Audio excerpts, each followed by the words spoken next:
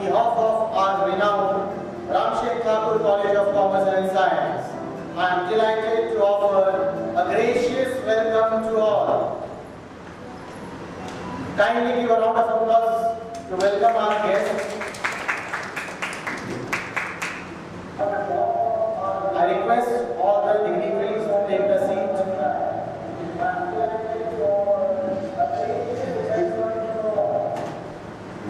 Every beginning has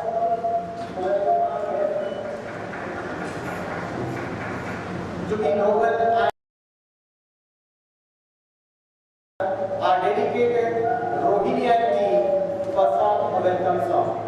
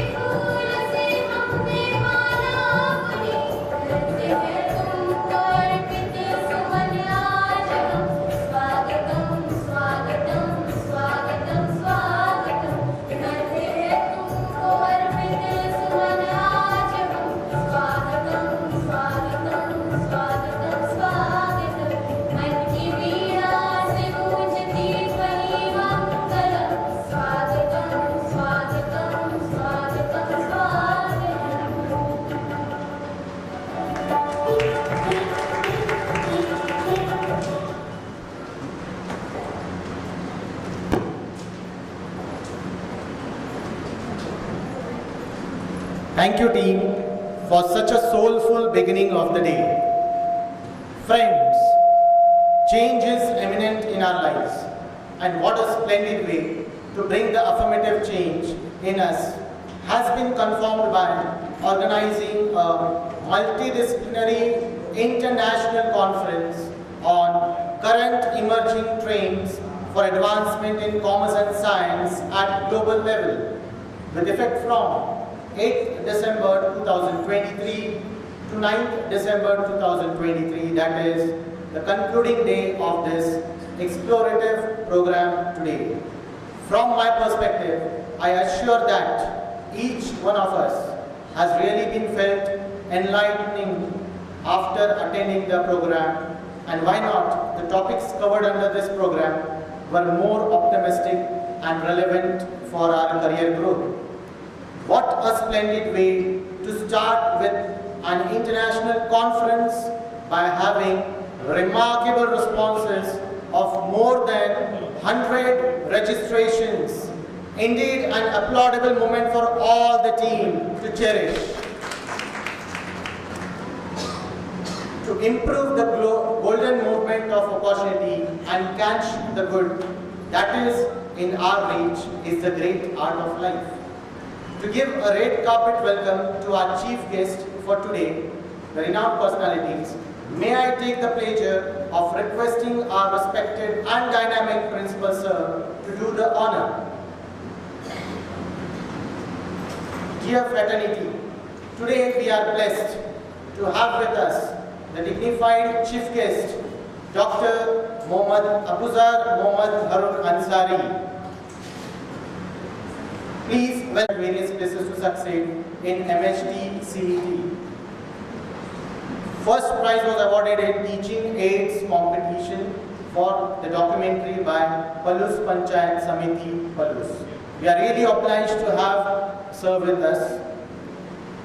Now, proceeding, I request our principal sir to welcome Dr. Girish Gun sir, Assistant Professor, MPASC College, Panvel, Navi Mumbai.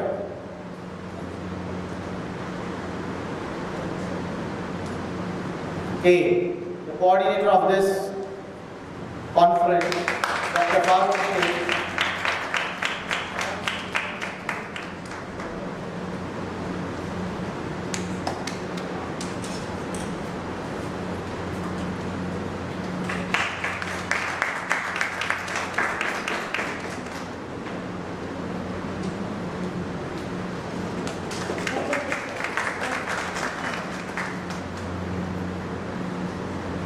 Also, we have with us a dignified personality, Professor Dr. Manoj Devre, Head, Amity Institute of Information Technology, Amity University, Panvel. I request IQAC Coordinator, Dr. Maheshwari Jilpe ma'am, to welcome Dr. Manoj Devre sir.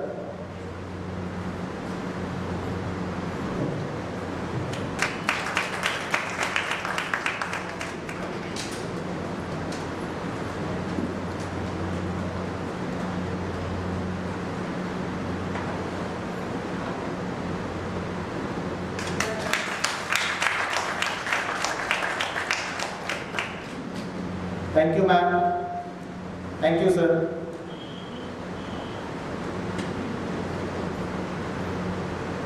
Now, I would request our chief guest, Dr. Mohammad Abuzar Mohammad Harun Ansari, sir, to address the gathering.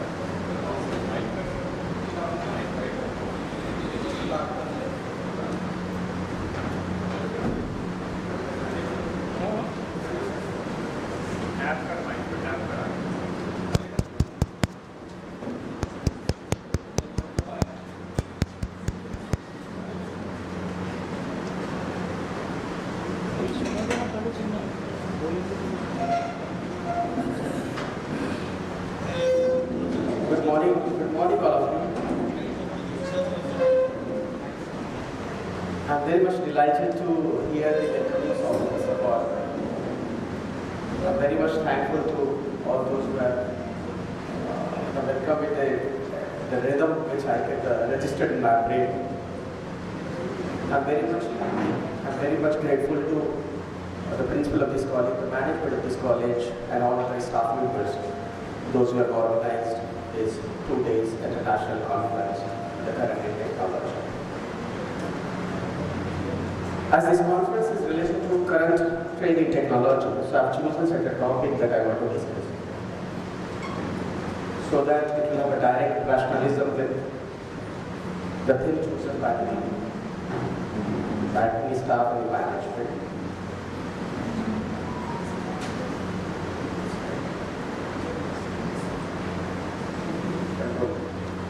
So these are the few topics that I've chosen: artificial intelligence, robotics, process automation, cybersecurity, AR, VR, and quantum computing. These are the current aim, particularly in science and other fields. We go to artificial intelligence, not so everywhere almost. The new era, which is going to be a completely in AI mode. Of course, there are consequences as well, but then we have to always look at the bright side, and we should decide how to handle the dark side of the technology. We should not always just think about the dark side and leave the bright side. We have to use the light side, the bright side, and we should be ready to handle all the challenges of the dark side of new technologies. Technologies are worst in its own, but then I think we are the best to handle the worst things. People are talking all the good and bad about the AI, but when we come with the positive perception, so AI is the great tool in hands of human being now. Of course, I'll address the dark side also, and how to handle that also. So one of the tools that I'm going to about ChatGPT. The ChatGPT is not a single tool, but it has lots of integrated tools. Today we talk about any software. PowerPoint presentation you want to generate within 30 seconds, the hundreds of the PPTs are ready. People are going to browser and simply typing their requirements, their questions, within no time you're getting the answers. You want to generate a research paper, you just give the title, and it will give the complete research paper, believe me. And if you ask the ChatGPT even to give you the unique paper, which it should not able to identify in future, it will be giving the unique code. And later you ask ChatGPT whether it's your code, it will say, no, it's not my code. That kind of algorithm have been written. Of course, there's a problem. There's a problem to handle such algorithms as well.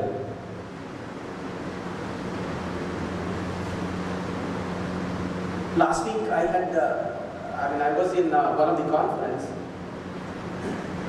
The lawyers today, the lawyer said, we have to prepare the cases, we are using these AI tools, and the whole document of the 10, 20, 30 pages is done. Now if we have to read these 30 pages, we are asking AI to give the summary, it is giving no time. 30, 40 pages case papers they are submitting to it, and within no time it is giving. Students are preparing the notes, I think that's a what's card. They're just giving the question, getting the answers.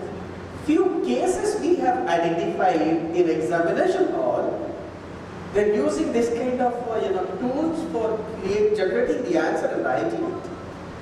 So we are advancing, students are also advancing. So we have to little bit advance than the students, otherwise things will not be in our control. Similarly, there's a RPA, that is robotic process automation. Simple example I may be giving. when you visit any of the professional site, they see the small auto dialogue comes. What's your name? What is the address? This and that. So most of the conversation, the initial conversations are automated. Even in ERPs, there's a boards written which is automatically reading your emails, and extracting your invoices, getting out the details, sending the next process and so on. So whole process is now going in an automation mode. You don't have to open and click it. Let this bot read everything and do it. The cyber security, that is again one of the versatile field, very big field. And the inverse part is hacking, and the last step we can discuss on that. Few tools I am going to demonstrate within 20 minutes time. AR, VR also I will be addressing, and the quantum computing. So next slide please. And quickly because 20 minutes time I think it will be difficult. The few tools are noted here. The search GPT for Chrome, you can download a simple plugin. It's a very simple plugin. You simply download it, it's connected. Whatever you are searching, a description you will see. And whatever queries you have, simply type and get the answer. You don't have to do anything. You can translate the generated text into some other language using the translator. And again, if you say the detail to plagiarism software like generating Urkund, they will not able to identify whether it is copied or not. You pass 3 phases, take the text, convert it to some Hindi language, Marathi language, come back to English again, submit to the generating Urkund, they will say it's a unit. This is how the things are, that is, backside of it, and then black side of it. The Zotero, I think people may aware, but those who are doing the research, we have to give the citations and all. So there are tools, these are the very best tools. It's a freely available, you can download. And this, once you download and configure, you will see it as an add-on in MS Word. So all these citations, references and all automatically can be created. Use IEEE format or any format you say, it will be created. So they are using AI. Even NVivo is also one of the tools which is used for research activity. They are also using AI, which is maintaining all kind of citations and all. The other I've written is prose intelligence, that is used by these lawyers. That is also using AI for generating the papers. As I said, there's a lawyer who would like to prepare case papers. They can simply give the descriptions, and the system will be generating a complete case paper in a perfect order. We can interpret it, I will modify it later on if you want, of course, but then it is reducing our task. The task, because drafting in a proper sentence, in a proper grammar, it is a lengthy process. In law firm, it's a lengthy process, but if you're using these tools, I think it is saving almost 80% of your time. 20%, of course, you can do amendment, and the things will be ready. Similarly, even SU-based is one of the AI-based tool given by the Supreme Court of India there. Again, using the same sort of stuff. If you want a demonstration, I will give it. The 20 minutes time demonstration, I think you won't able to deliver. If you want next one. The robotics process, as I said, involves using software robots, we used to call as a bot. That's an automatic process. People are calling it a botnet. To automate repetitive tasks. It has own AI. So actually, AI is a kind of, a code, an algorithm which learns on its own. It learns from the environment. It learns from the context. Whatever environment it may be, so it's learning and expertising itself. Now today, many conferences, people are raising question how this chat GPT and AI is giving answer on its own. From there, they are getting the data. That's the right question. From where they will get the data. So this data they are getting from the net only. Whatever data are publicly visible, so they are having the crawlers and other codes. They are cracking these codes and reading and becoming expert and answering people. Now what if the context or the environment itself is in the wrong data? This AI will not able to give the correct answer, point to be noted.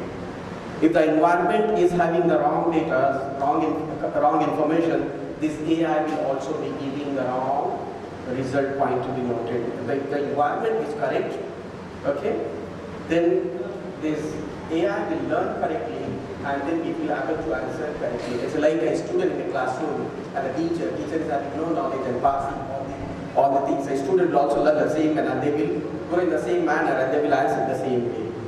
So the same concept is applied in AI also. Everywhere, if data are correct, they will be able to learn correctly.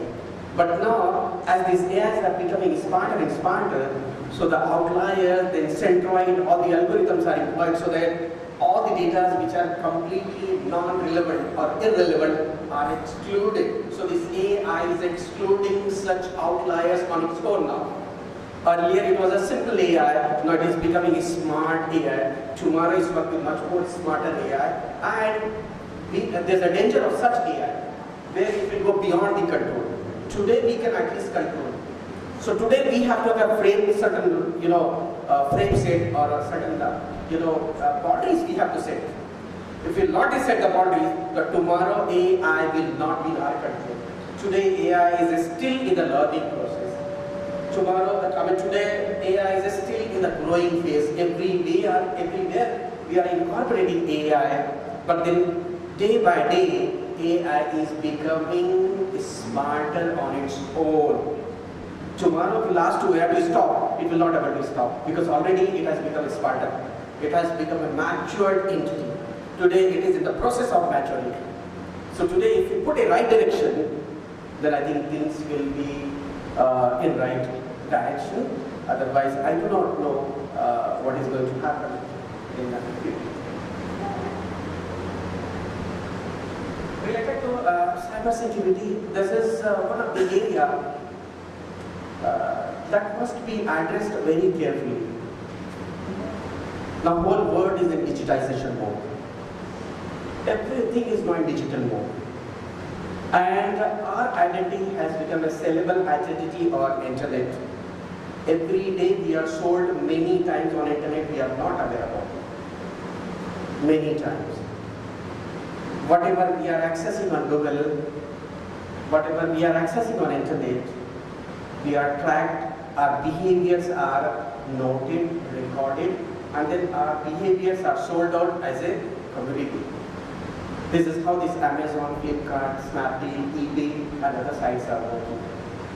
They are actually using our data, and then these data are converted into customers.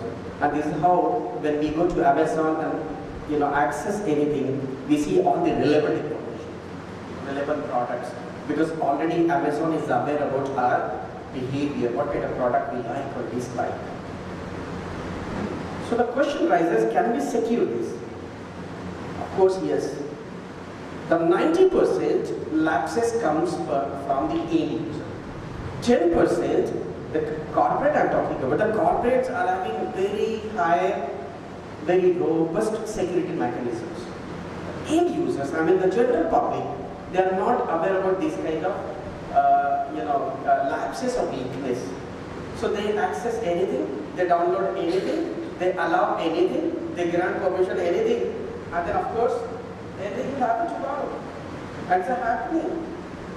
So there's a need to create the awareness, that's the first part. But there are softwares that we need to, of course, use in day-to-day life also. The few softwares I noted, those, if you want a demonstration, we can simply click and we'll start working. Even if you want to check out whether your data have been reached even, there's a site, you simply go there and it will tell you whether your data is breached by any of the site. If it is, it will tell the site name also. It will be giving the what kind of breaching have been done on that data, year also. Okay? I think 1 or 2 days. Even you can check out the weakness of your software, the password that you are using. Today, another reason that hackings are happening is we are using very weak login ID and the passwords. The passwords are weak and it's very easier for system to crack your password. 4 digits, 10 digits, within no time it is simply cracking out the things. So we need to learn the technique to assign the password to make it much more protected. By simply giving our name at the rate 123, this at the rate 123, admin and this and that. Let us use certain vernacular word so that we don't be found in the dictionary. Let us use the phrase, a complete phrase instead of using 4 or 5 letters. Use my college name is this and 1, 2, 3. Give a bigger name. It will be easier for you to memorize as well as difficult for the hacker or intruder to crack it. Okay. Even there's one tool called virus tools. There you can check out. If you have downloaded any of the PDF file or Word file or any software and application, whether it is having any malicious code or not, you can test it out. Even I've written one site that is archive.org. Okay, there if you want to see the older sites, suppose you also have 20 years or 15 years of back data, that is available on archive.org. For example, I want to see this college website, the 5 years older college website I can find it, or 10 years, provided it should be exist. If it does not exist at the time it will.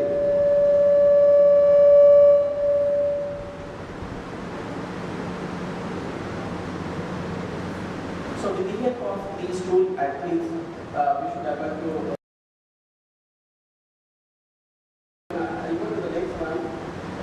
we have just 20 minutes left to cover. So AI is used in applications like gaming, education, and game. There are lots of apps available. Suppose I have to purchase a cloth. So I have to see the color. Okay, how it will be best fitted on my body, how it will look like. So instead of having the actual physical trial, so there's apps available. You can change and the logos and all that are coming under that categories. So today, all the segments are now addressing this virtualization.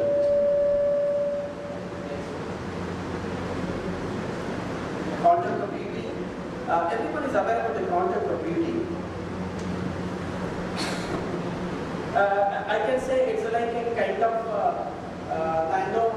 nano to nano, because binary number where we have 2 symbols is going beyond that. You can assume for easier understanding. The fraction of zeros and ones. Binaries, which is zeros and ones, it is going beyond at a lower level. Okay, it uses those are from the physics they will have to easy like this. For Navy user, you can assume it's like a cluster kind of thing, where a lot many things are connected together and having a fraction of it. So within no time things would be computed. It's a new area which is still coming up. It has not yet matured. Still it is going on. Next one.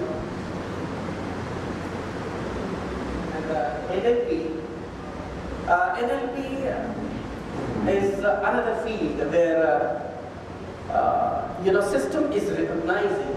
Even the system is recognizing your mindset by reading a sentence.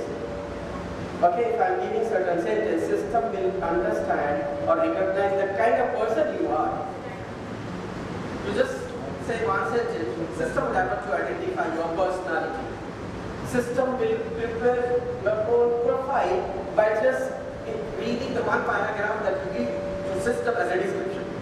Then we are using this NLP kind of thing. Lot many libraries are available with the help of this library like Python and lots of libraries around. With that we can host implementation. So application one is you want to see like Alex and all, and people are aware about it. So you can use it. The cypherchat.com you can visit and you will have a look at it.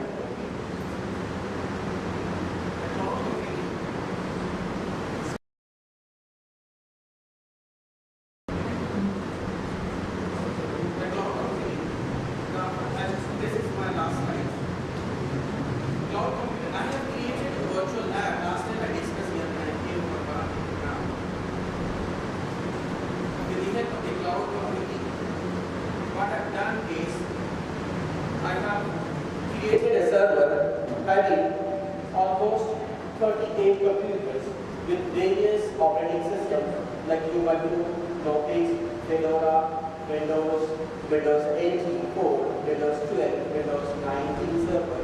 Okay, I'm having lots of data. Now if I want to access for the PC from here, I can simply type the IP number and a complete dedicated PC will be available to me. So it is in a virtual mode, but the dedicated PC will be available to me. Today if I want to perform any practical, I don't have to go to lab and access my computer physically. With the IP number, I can access my VM, my virtual machine, and start working. So be anything there and you can do the experiment.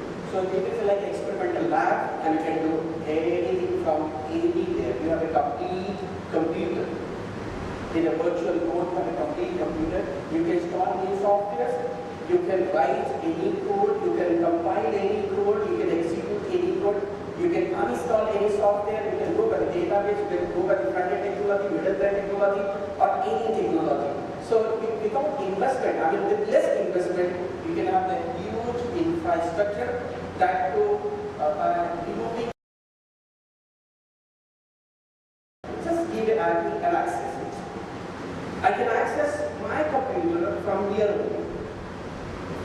If time will permit, I will demonstrate that how we can access the virtual server. So today in the world, even the foreign universities now started adopting this kind of virtual environment.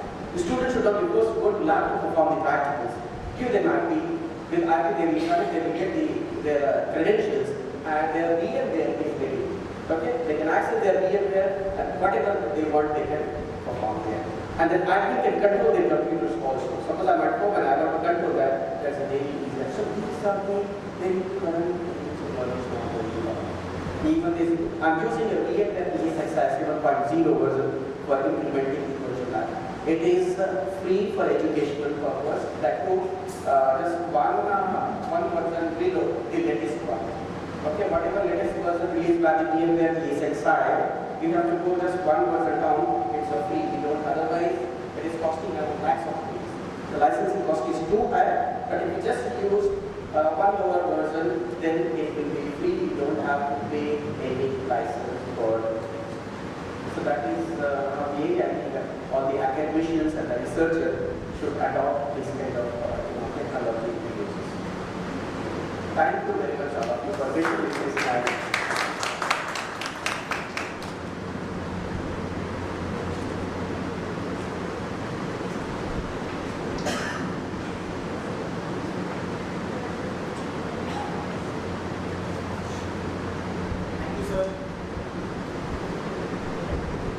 Thank you, sir, for such an enlightening thoughts. Dear friends, now I would like to invite Mr. Atul Gamre, sir, to share his thoughts of wisdom and excellence on current emerging trends for advancement in commerce and science at global level. Over to you, sir.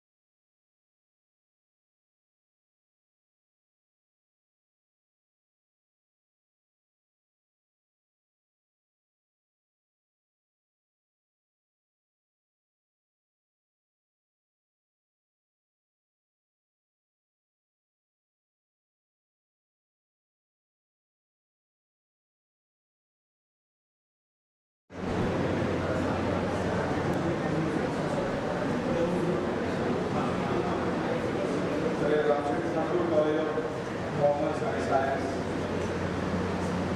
So Principal Gaikwad sir, RTCCS answer sir, Dean sir and Chairperson, Sheikh sir,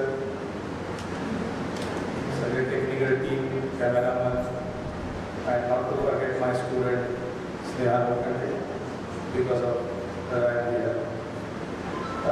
तर मी जास्तीत जास्त मराठीतून सांगणार आहे, काय अडचण आली तर सांगा. इंग्रजी पिढी आहे, त्याचा उद्देश वगैरे नंतर बोलू.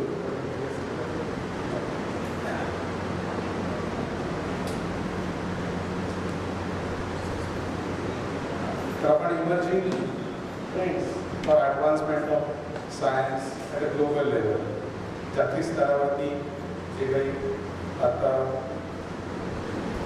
ॲडव्हान्समेंट सुरू आहे सायन्सची आणि इमर्जिंग ट्रेंड्स याचं कॉम्बिनेशन कसं करायचं आणि त्याला प्रमोट कसं करायचं वगैरे या तीन विषयांना आपण अभ्यासणार आहोत. तुम्ही अतुल गावडे इंट्रोडक्शन लाईन दिलेलीच आहे. माझं जास्तीत जास्त संशोधनाचं जे काम आहे ते शिक्षण क्षेत्रामध्ये आहे. सिंक्रोनस लर्निंगवरती मी रिसर्च करतोय, केला इंटरनॅशनल लेवलला रिसर्च प्रोजेक्ट केलं की जे कोरोना काळामध्ये वापरता आलं. म्हणजे विद्यार्थी शिक्षक नसताना कसं शिकू शकेल स्वयं, बेसिकली सेल्फ स्टडी. सिंक्रोनस थोडंसं मोठंच नाव झालं.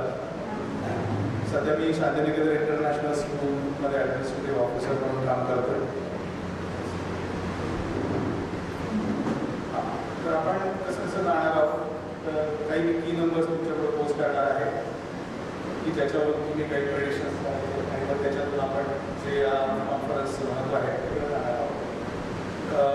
इश्यूज काय आहेत त्याचा पण विचार करणार आहोत. ॲटो सायन्ससाठी एन्व्हायरमेंट सायन्सचा नोबेल प्राईजचं काय जोडणी आहे, काय कॉम्बिनेशन आहे ते आपण बघायचं आहे.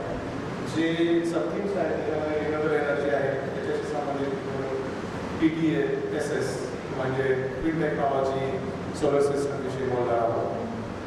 त्याच्यानंतर सायपॉर्ट आपल्याला माहिती की आपण मूवीजमध्ये बघतो, तर त्याचं आपल्याला प्रॅक्टिकल ॲप्लिकेशन्स काय आहे तेही आपण बघायचे. स्मार्ट मटेरियल ही एक सबथिंग आहे, लिनने आपण वापरतो आणि मग नवीन काही बायो कॉन्क्रीटसारख्या काही त्याचा पण आपण करायचं आहे किंवा त्याची इंट्रोडक्शन देणार आहे. ॲक्च्युली एनर्जी स्टोअर डिव्हायसेसमध्ये वापरलं जाणारं आणि ज्याला बायोमिमिक्री म्हणतो आपण, त्याचं कॉम्बिनेशन कसं सायंटिस्ट पाहत आहेत त्याच्याविषयी आपण थोडंसं बघायचं आहे. आणि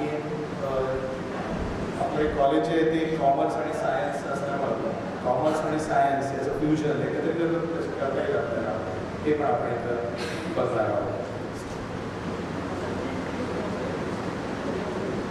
आता स्क्रीनवरती तुमच्यापुढं नंबर येतील आणि काय नंबर तुम्ही सांगू शकाल? नंबर्स आहेत रिसेंट इश्यूज असे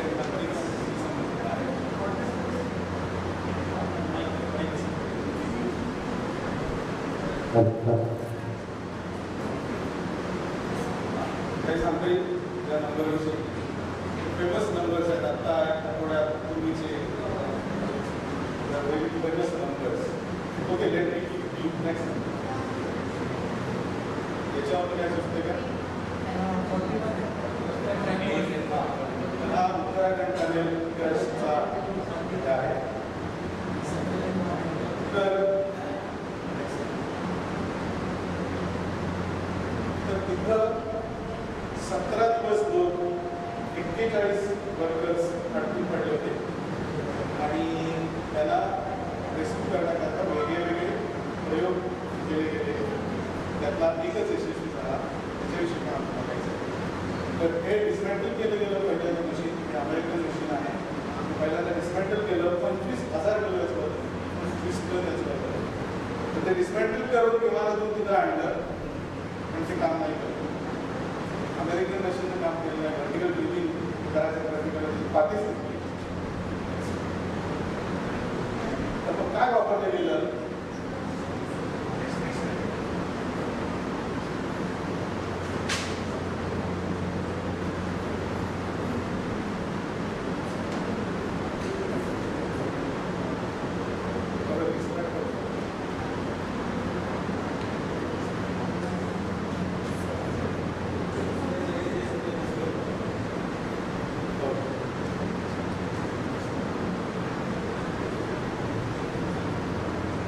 जोड जोड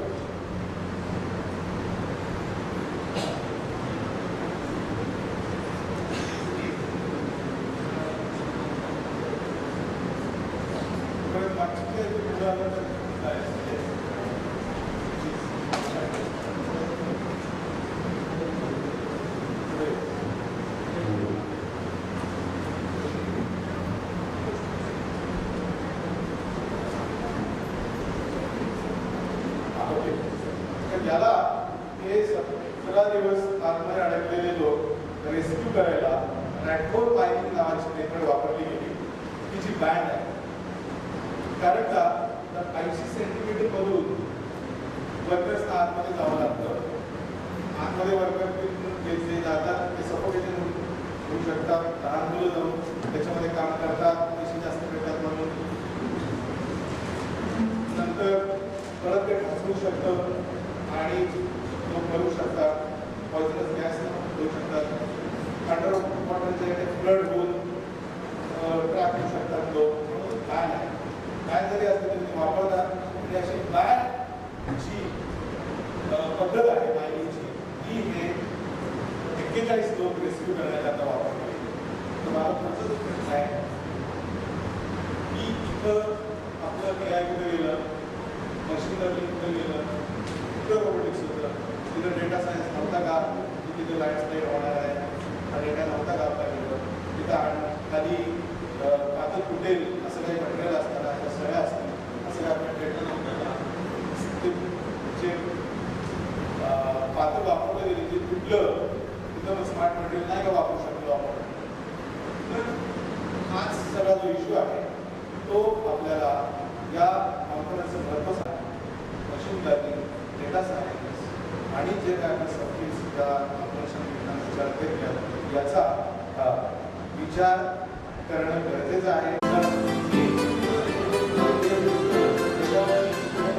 पडला की हीट आपल्याला माहिती आहे green house effect. Green house इफेक्टमध्ये कसं असतं, ग्रीन हाऊसेस जे असतात ते काय करतात, ग्रीन हाऊस वरती मटेरियल काच असेल किंवा प्लास्टिक असेल ते हाय रेडिएशन्स आत अलाउ करतात आणि जे लो रेडिएशन्स आहेत ती ब्लॉक करतात. म्हणजे आपण गाडी बसतो आणि उन्हात लावून ठेवली असेल आणि परत बसल्यानंतर खूप आपल्याला उघडतं किंवा खूप गरम होतं. याचं कारण का, जी आत रेडिएशन्स आलेली आहेत ते अलाउ करतं, आत ती गरम झालेली रेडिएशन बाहेर फ्लश करतं. ही काचेची प्रॉपर्टी आहे, ती ग्रीन हाऊससाठी जे पेपर वापरतात त्याची प्रॉपर्टी आहे. तर तसंच एक वापरून ती ट्रॅप करायची heat on temperature 1 degree temperature difference create झाला तर हवा जी आहे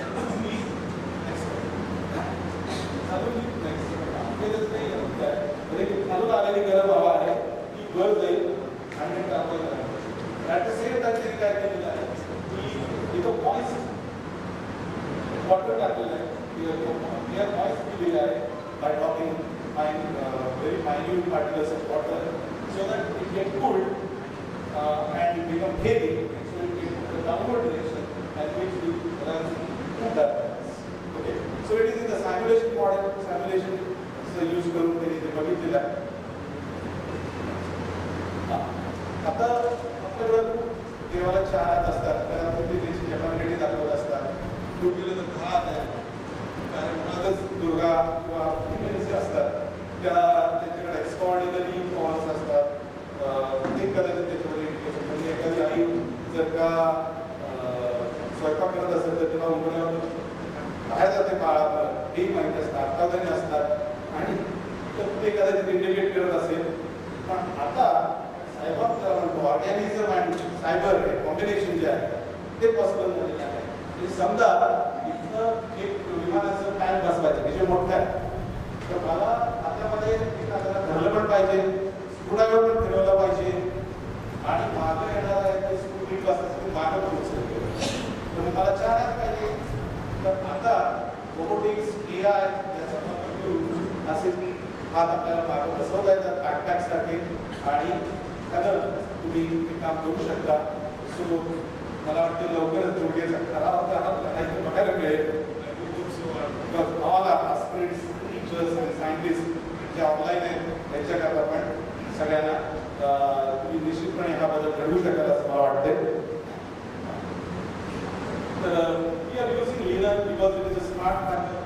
it is a smart fiber because in the winter it tracks outflow of the hot warm air. म्हणजे लिनन काय करतं की जे आपल्या अंगावरती बॉडी रेडिएट करते, रेडिएट केलेली जे असते ते ट्रॅप करतं आणि बाहेरचे आवाज देत नाही. फायबर्स असतात ते श्रीक होतात विंटरमध्ये, हिवाळ्यात. ॲट द सेम टाइम काय करतं लिनन, ते उन्हाळ्यामध्ये काय होतं, ते एक्सपांड होतं आणि आउटफ्लो अलाव करतं. आउटफ्लो अलाव केलं तर सुरू होते लाईक दॅट. सायंटिस्टनी आता त्या आर्किटेक्चरमध्ये बायो कॉन्क्रीट तुम्ही बऱ्याच वेळा बघितलं असेल तर भिंतीला क्रॅक केलेला असतो किंवा आपण गिलावा सुद्धा जो आहे तो गिलावा एक लक्ष करतो कारण त्याला सिस्टीमला आपण आलो ना, ते उन्हाळ्यात एक्सपांड होतं, कडे जातात त्याला, मग आपण ते तुटकीमधून रंगवतो. पण ते कनेक्टेड सगळे असं बायो कॉन्क्रीट निर्माण करायचा प्रयत्न आता सायंटिस्ट करतात. बायो कॉन्क्रीट ज्याने आणि असं म्हटलेलं पण निर्माण करतो की सेल्फ मेंटेनन्स एअर क्लीन करेल. एअर क्लीन कशी करायची तर बऱ्याच वेळा तुम्ही कपाटावरती बघितलं तर सगळे वेळ पार्टिकल त्याला चिकटलेलं असतात. पार्टिकल त्याला इलेक्ट्रोस्टॅटिक्स काय while launching a product, you should remember that या सगळ्या डिसिप्लिन ऑफ टेक्नॉलॉजीज ज्या आहेत म्हणजे 5G फोन सोबत 5G नेटवर्क पण तुमचं तयार असणं तर दॅट इज ऑल्सो इम्पॉर्टंट. तर तुम्ही जेव्हा टेक्नॉलॉजी एखादी डेव्हलप करता आणि त्यावेळेला आणि जेव्हा तुम्हाला ती मार्केटमध्ये न्यायची असते तर त्यावेळेला त्यासोबत ज्या लागणाऱ्या इतर टेक्नॉलॉजीज आहेत त्या कितपत रेडी आहेत लॉन्चसाठी हे बघावं लागतं. नाहीतर तुमचा जो हा टेक्नॉलॉजी डिफ्युजनचा कर्व आहे तो you will not be able to achieve. So जेव्हा कॉमर्स आणि सायन्स असं म्हणतो की तुम्ही जेव्हा so commerce basically helps taking the product from the labs into the customers hands.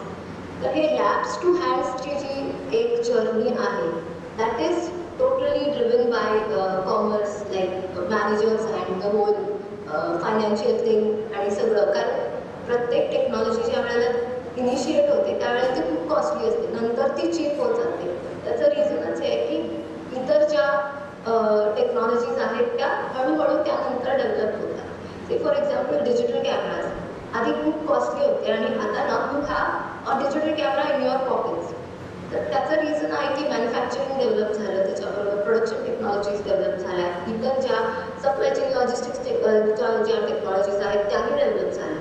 तर एखादी जेव्हा टेक्नॉलॉजी डेव्हलप होते it helps initiate the technological invention in all other industries आणि then you have to find the right time to launch the particular technology and then gain the consumer or technology diffusion curve. तर जोवर या सगळ्या गोष्टी you cannot concentrate on like you cannot balance on one point, then the technology diffusion fails. त्यामुळे बरेच आपण technology जे आलेले fail जे झाले ते पाहतो. तर that is the reason for it. And I would like to also mention one of the interesting things की जे paracetamol say in pharmaceutical industry paracetamol is an invention. की now technology doesn't have to mean it has to be a gadget all the time. Pharmaceutical industry paracetamol was a very great innovation, but it was kept in a box for a long while. Deepak Gaikwad sir and Dr. Sapna Childe ma'am. This will be a sequence for presentations in the offline mode. So I request the participants to kindly arrange the PPT or please upload the PPT in the laptop. Start with this presentation in a few moments.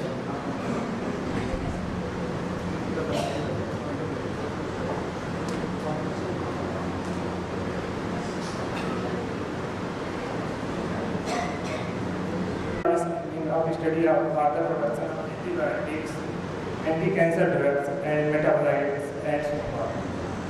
The objective of this study was to isolate the endopathic actinomycetes from medicinal plants and investigation and further identification of bioactive compounds by GCMS analysis. This is the presentation of this work. first of all collect the sample and further go for the inoculation of the sample. After that, isolation of the isolates and further through the microscopy. And after that, go for the multi-top analysis to find out the particular isolate and further get the molecular analysis to place the phylogenetic place. And the second one is go for the cloth inoculation and fluid extraction or the fluid extracted for the value equation analysis and TLC method, and last go for the GCMS analysis. This is the method to correct the plant sample and proceed further clean and let the isolate as novel techniques from this particular interpretation. And second one, last one. After identification of the particular isolate and further doing the biotography, then go for the GCMS analysis. Which compound are present in our species? And here I got 15 to 16 different type of area and peak. Actually in GCMS analysis, this is called as area. And here at the time 17 to 18, I got maximum number of area. And further analysis of this GCMS analysis chromatograph, what they chart. In this 15 isolates are present. Out of these 15 isolates, 12 are known and they are identified by the another so many others. But here I got they are not reported and maximum number of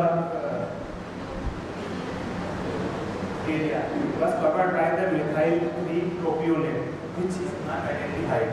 And this is the ester and phenolic hydroxide. And this is the responsible for antimicrobial activity against the virus or bacteria. And after that, this is just a preliminary test to find out the species of find out the compound which are present in our samples. So comes on the conclusion. This is the first report of the from the medicine as a endophyte. And endophyte. This study indicates that new species of streptomycin great value in the production of antimicrobial compound as I told and so in the previous slide. For further study,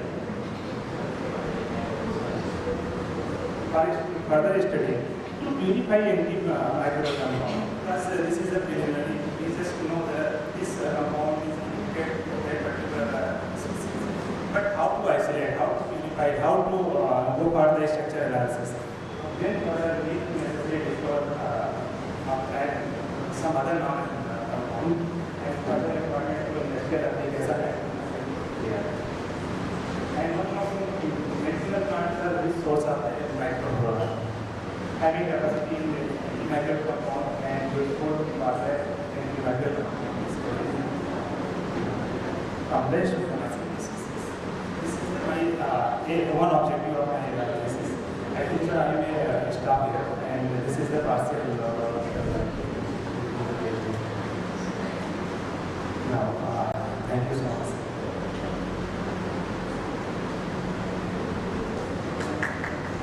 Yeah, one session is open for the discussion. If you have any query, you can ask. Any query?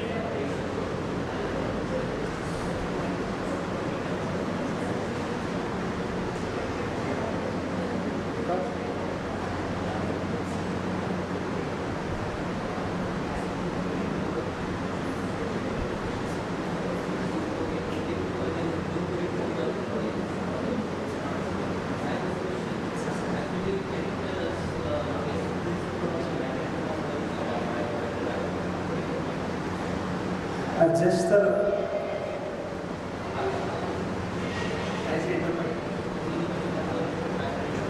yes, sir. They just produce some type of metabolites after the 7 days, and they include the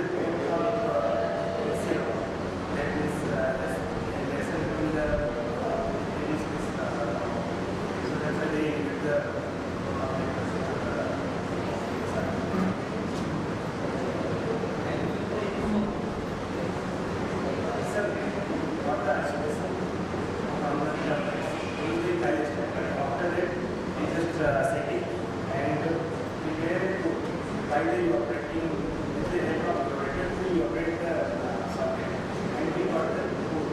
And this code was resolved in and further just 1 milligram of the direction or 1 milligram is just used for the check the inhibition of the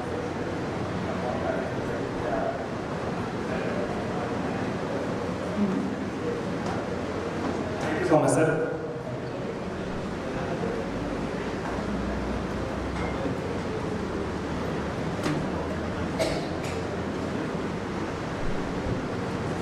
Okay, that was a great presentation.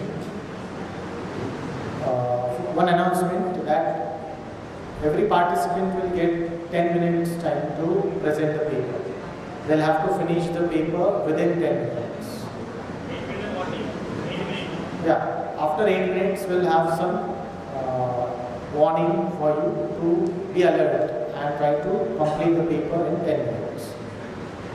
Okay? Now we have with us Dr. Deepak Gaikwad sir to present his research paper. All the best, sir.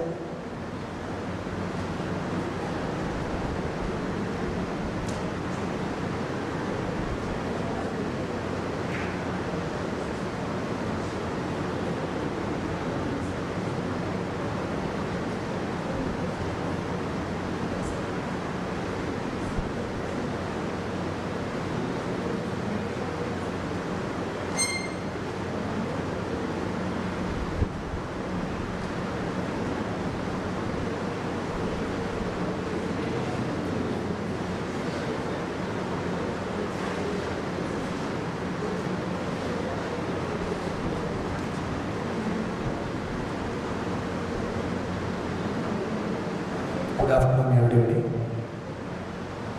Myself, Dr. Deepak Gaikwad. Today I am going to present a review paper on effect of nanofillers on polymer electrolyte in a zinc ion battery.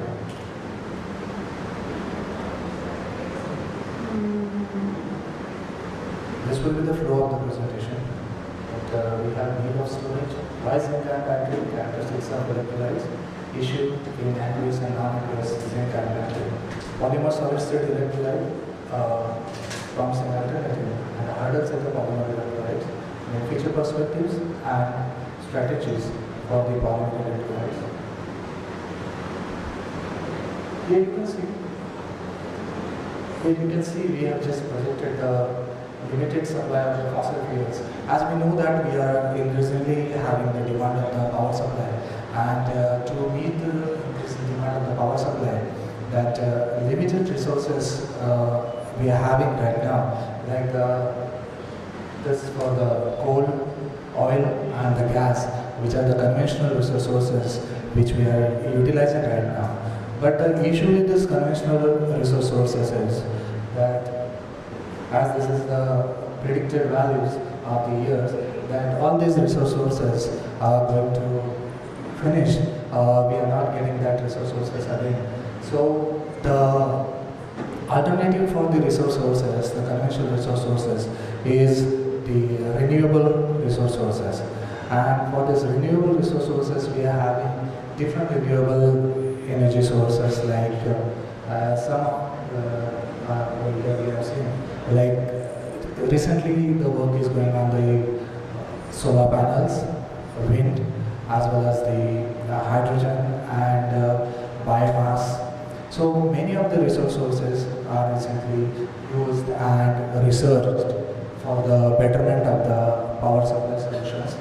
As well as we have shown over here, you might have seen that recently we are using very much electrical vehicles. So we need the power for our electrical sources. We are shifting from the fossil fuels to the electrical vehicles right now. But the issue with these renewable sources are, they are not real-time sources. Like whenever we need the power or the energy, we will not get that energy. You may or may not get the energy at that particular time. Like you'll get the energy or the output from the solar panels when you will have the sunlight over on the panel. Like if you have a windmill, then again the same problem. When wind flows, you'll get the output from the windmills. But then there is a solution for this, that we can store the energy whenever it is produced, and for that we need energy storage devices. Nowadays research is going on the two types of mainly two types of energy storage devices, and that are batteries and supercapacitors.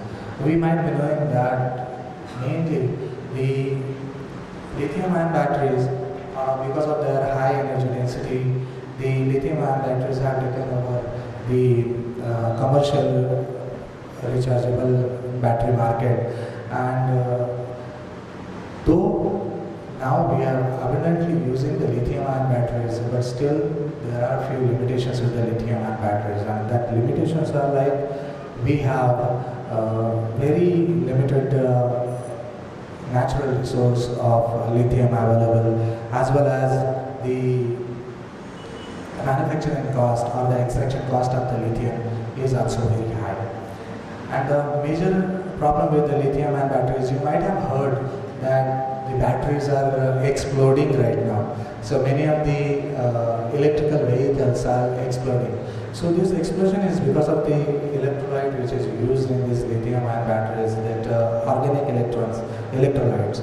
And these are some limitations for the lithium-ion batteries. And for that, we have a solution for these lithium-ion batteries, and that are the zinc-ion batteries. So the advantages we have over the lithium-ion batteries are like zinc is found abundant in the nature or the earth crust, we can say, and the manufacturing cost of the zinc-ion batteries are almost 1/3 as compared to the lithium-ion batteries. Even the other advantage of the lithium-ion batteries, like the safe chemistry. While I'm saying the safe chemistry, that is the electrolyte which is used in the ZIBs is either aqueous or non-aqueous electrolytes. So these are some advantages of the ZIBs over LIBs, and there are few work is going on in this particular section. That is, recently the work is undertaken for the design of highly reversible zinc anodes, as well as the optimization of the electrolytes and wide range of the cathode material, energy store, and as well as the energy storage mechanism. So, sorry.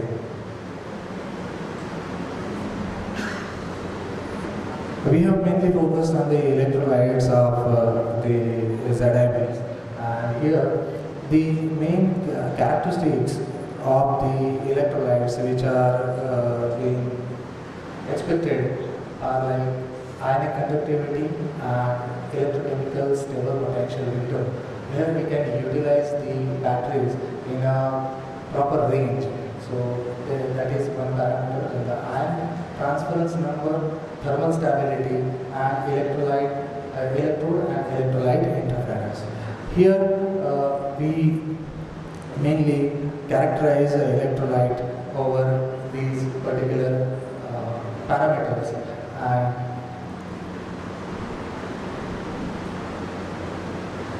though ZIB is also a good option for LIBs, but there are a few problems with the ZIBs also, and that problems or the issues are with the aqueous and non-aqueous zinc batteries. When in the mechanism we can see that it's an aqueous electrolyte. So aqueous electrolytes means we have water molecules in that, and because of the water molecules it gets spontaneously decomposed as a H plus and OH minus minus. So this H plus is directly it is competing with the Z plus ions and running towards the cathode, while OH minus ions is surrounding the Z plus. When it surrounds the Z plus, it prevents the Z plus to go to the cathode and complete the reaction. As again, the OH minus some zinc is because of this OH minus ions, it forms the layer on the cathode and it creates a kind of insulation over the cathode. So these are some challenges that we are having. Even the evolution of the hydrogen caused the bulging of the battery, and because of that, the battery may explode. Then for the solution, we are thinking over the polymer solid state electrolyte. It can be a promising alternative for the aqueous solar electrolytes, and here it can solve the problems of the dendrites which may cause the short circuit while the charging. So it can be solved if we use the solid state electrolytes and even the hydrogen evolution. The thermal stability of the polymer electrolytes are really good, and mechanical strength is really good for this, and the flexibility also really good for this. The hurdles in the polymer electrolytes is like the low ionic conductivity. Just because of the solid state, it has a very low ion conductivity, and electrolyte interface as becoming solid state, it has a low surface area to cover, and that's why the interface is giving low surface area or low conductivity as compared to the aqueous. So this is the future perspectives, and I'll just mention. Thank you very much.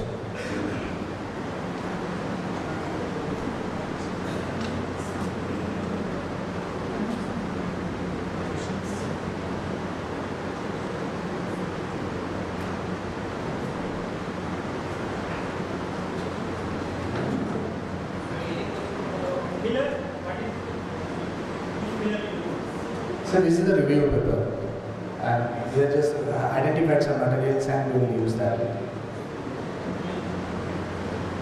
Actually, the last slide was that I was explaining in the last slide that what is the mechanism of the nanofillers.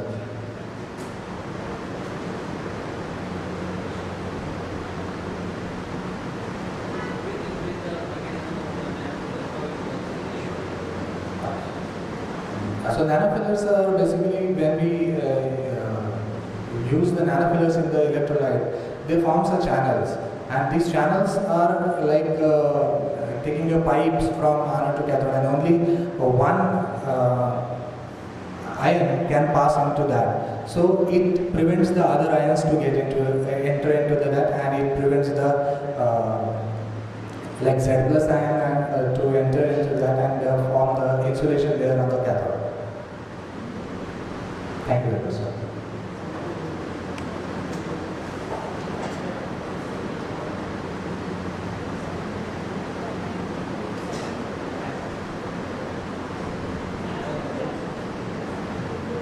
Okay, you have to complete your presentation in 10 minutes. The sequence will be as such. After 5 minutes, we'll be giving you some hints that your warning will ring the bell, and your presentation will be only for 7 minutes, and 3 minutes will be for the question session. Okay, so that is the total 10 minutes you have to take the time. Okay, 7 minutes will be your paper presentation.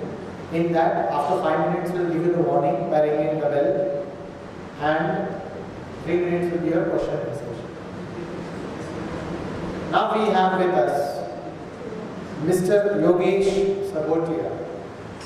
All the best.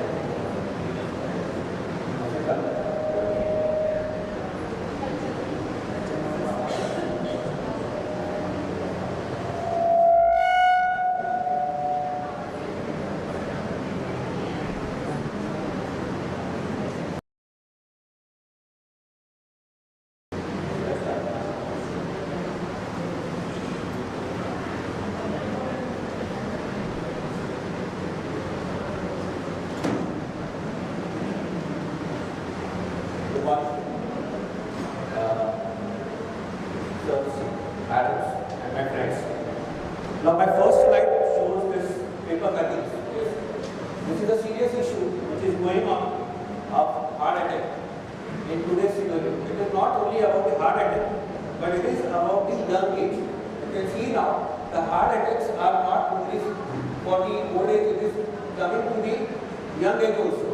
So seeing this scenario, I have selected my topic for my PhD is regulation of cholesterol by using two natural compounds which I have selected.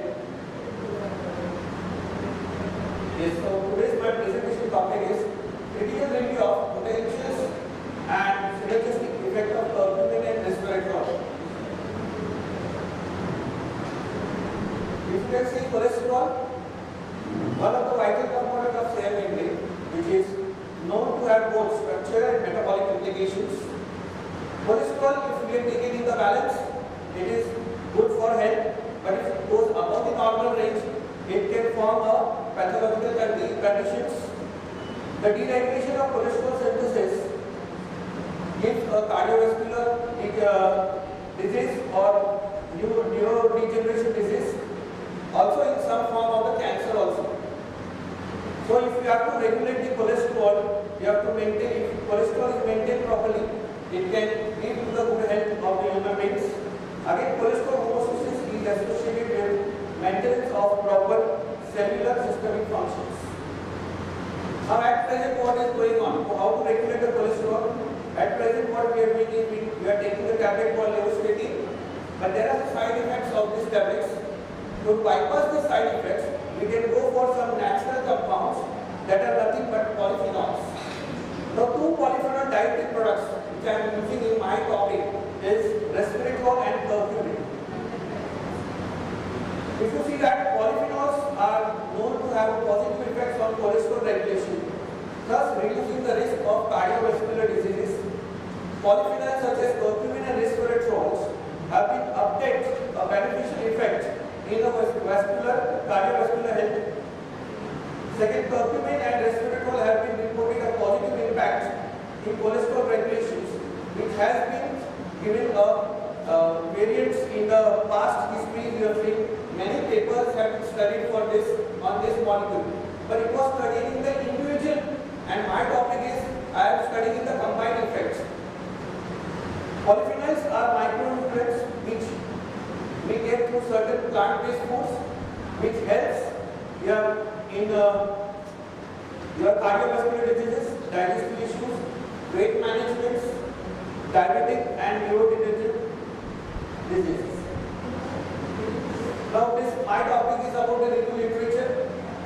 So the aim of this present literary study was to critically appraise the available literature regarding the individuals' conjugate effects, both resveratrol and curcumin. Second, to present a review study which carried out reviewing the available published literature presented in the facts of the critical appreciations. Actually, I wanted to elaborate more about what study has been done before, but due to the time constraint, I could not give you more things. But yes, I have just explained you what is how the curcumin is active on the body and how it prevents the hypercholesterolemia. Okay. The first, if I say that hypercholesterolic effect in curcumin is by increasing when curcumin acts on the body, it increases the enzyme called cholesterol 7-alpha hydrolase.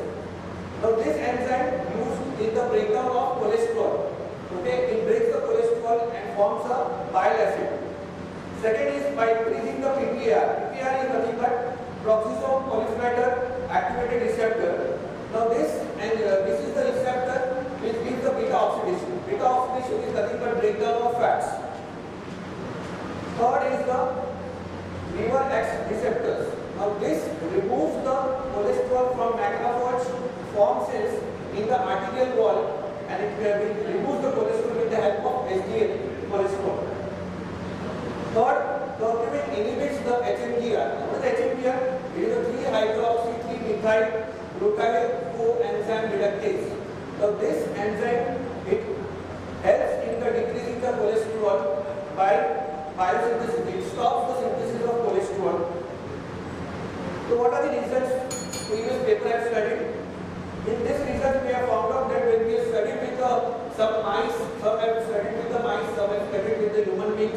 rats and what information, what results they got with using the curcumin, 27% cholesterol was reduced as compared to the mice eating with a high-five diet. Second, 33.8 LDL cholesterol was decreased, 56% was decreased in the rats. And second paper had shown that now curcumin not only the more but even in the small quantity also it shows it very good results. The low dose of curcumin modulated arthrogenesis when it suppresses AP2 and CD36. Now these two are the main key for your form cells in the liver. The administration of low dose curcumin showed trend of reductions in cholesterol, LDL cholesterol in the coronary syndrome patients. Mode of actions in resveratrol, again same thing. Hypercholesteremic effect of resveratrol. Resveratrol has reported to render multiple effects in terms of cholesterol regulation and protection of atherosclerosis. Second, resveratrol activates a silent inflammation regulator which activates mono-BPA. Now this silent inflammation regulators directly acts on the endothelial nitric oxide synthase, which activates which stimulates the nitric oxide production and fatty oxidation takes place. The activation of PPR, ALEX receptors and AMP activated protein kinase pathway by resveratrol, which helps in the increasing the ATP binding acid. Now this ATP binding acid, what it does, it removes the cholesterol from the tissue and brings again to the liver for breakdown. So what is my conclusion? Conclusion is nothing but it says that when cholesterol is in the equilibrium in the body, it is beneficial. If it increases, complications like cardiovascular disease and neurodegenerative. Second, many things have been worked of cholesterol and resveratrol, but they are worked on individual basis. Many study has done in the individual basis. What I have done is I have done the combined study, and I want to see the more effect of this study. When all this study is done. Thank you.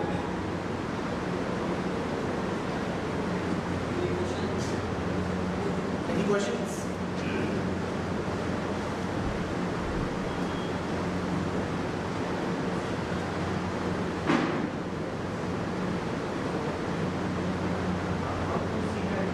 Mic on.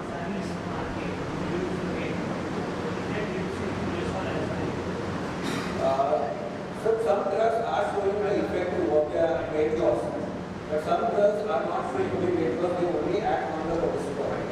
Like I have shown you how the cholesterol can be mitigated. It can be act as a beta oxidation. More oxidation can be done, so cholesterol can be prevented. Or second thing, it can be reduced by the acting on the BPA.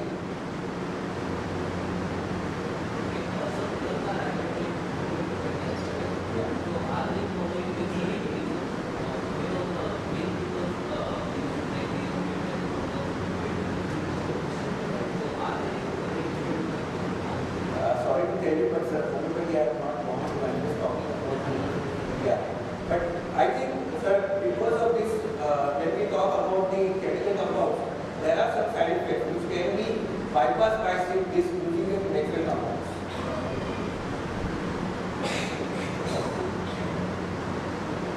Thank you.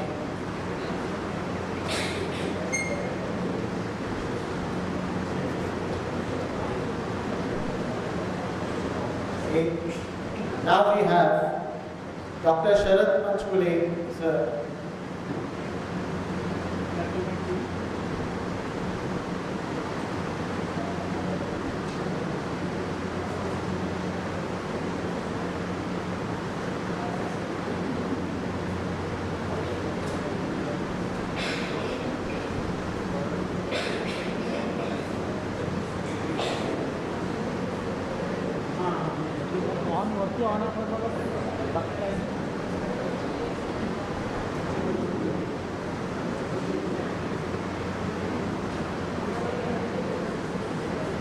On केला फक्त on केलं त्याच्यावरती power आहे power button आहे त्याच्या खाली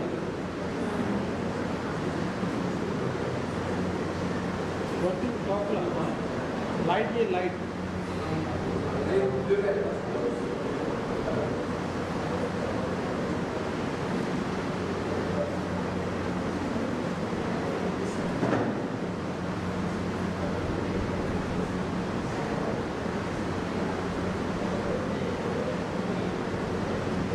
is Sharat Manchandi. I am from KMC College, Kopoli. I am going to present the work stereoselective total synthesis of urorotatory lentiginous. These are the two enantiomers of the lemon.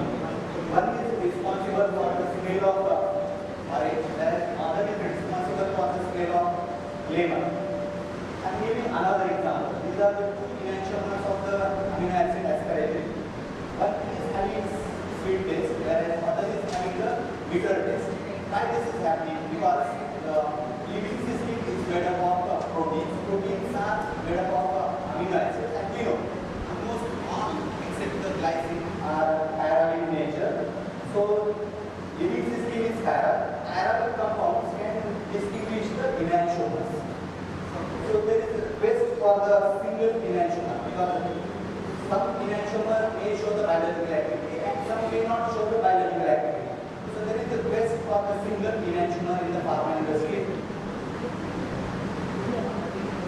So the quest for the single enantiomer is completed by using the resolution of racemic mixture.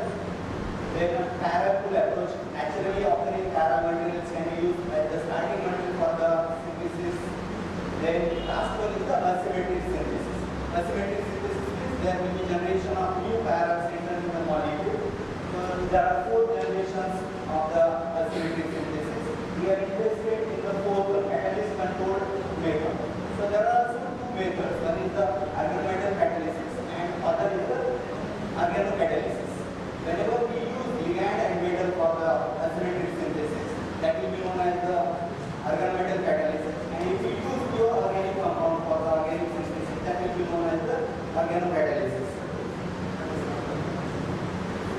So these 3 gentlemen got the recognition for the organometal catalysis. They got the Nobel Prize in 2001 for organometallic chiral reaction. First 2 obtained the Nobel Prize for hydrogenation reaction, whereas the last one, Sharpless, obtained the Nobel Prize for the oxidation reaction, chiral oxidation reaction. After 20 years, in 2021, these 2 gentlemen got the Nobel Prize for asymmetric organocatalytic reactions, and they got the recognition for this field. So we came across one paper which is published in 2007. They have taken the inolizable RDA. They have treated that with the diadenosine azodicarbonate in presence of proline. Later on, they treated that with the HWE salt, that is the Horner Maxwell Evans salt, and they have obtained the gamma amino alpha beta unsaturated ester in good yield and excellent enantiomeric excess. So we have used this method for preparation of this bicyclic compound. We have done this work in National Chemical Laboratory and we have published that in good journal. This bicyclic skeleton is present in many molecules. This omicine skeleton is present in many molecules. These biologically active molecules. We have chosen this lentiginosine for the further studies. So lentiginosine is isolated in 1990 by Alban and co-worker from the plant Asparagus lentiginosus that have anti-HIV property, anti-tumor property, and anti-diabetic property, that is the glycosidic inhibiting property with IC50 value 5 micrograms per milliliter. So our interest is due to the biological activity of this compound. So we have done the retrosynthesis. Okay. We have done the literature survey for this molecule, and there are more than 20 chiral synthesis of this molecule. Almost all are not amenable for scale-up due to large number of steps, and many are having protection and deprotection. And we go If we use the protection, that will increase the number of cells and that will reduce the overall heat. So we have done the retrosynthetic analysis. We assume that this lentiginosine can be obtained from this cyclic amide. This cyclic amide can be obtained from this open chain amino-diol compound. This diol can be easily prepared from this olefin. This olefin can be prepared from the aldehyde, and this aldehyde can be easily accessible from the cyclohexane. So we have started our synthesis from the cyclohexane on ozone basis. The presence of triethylamine and acetic anhydride. We have fused that unsymmetrically and we have obtained this aldehyde ester. This aldehyde ester on treatment with the diabetes azothiazolate in presence of chlorine and that on treated with the Kharghar salt. We have obtained this gamma amino alpha beta unsaturated ester in good heat and excellent enantiomer excess. Then we have we have determined the enantiomer excess by using the parallel HPLC analysis. The first one is the chromatism for the racemic mixture and second one is for the chiral compound. Now this gamma amino alpha beta unsaturated ester treated with the Atlantic amount of potassium phosphate. Using secondary oxidant, we have obtained this diol compound in 95 to 5 diacetyl ratio. That on hydrogenation, we have obtained this cyclic diol, which on the reduction using the boron DMS, we have obtained the lentiginosine. These are the carbon 13 and H1NMR of the lentiginosine final product.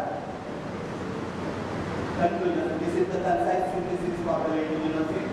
We have prepared this compound with high enantiomer excess. Diastereochemic ratio is also excellent. Overall mean is 41, which is quite high. Key steps are the sequential alpha amination and HW proliferation and sharpless dihydrogenation. Lastly, I thank my mentor in ISAR Bhopal, Manmohan Kapoor and Uttam Kalpate from NCL. Thank you.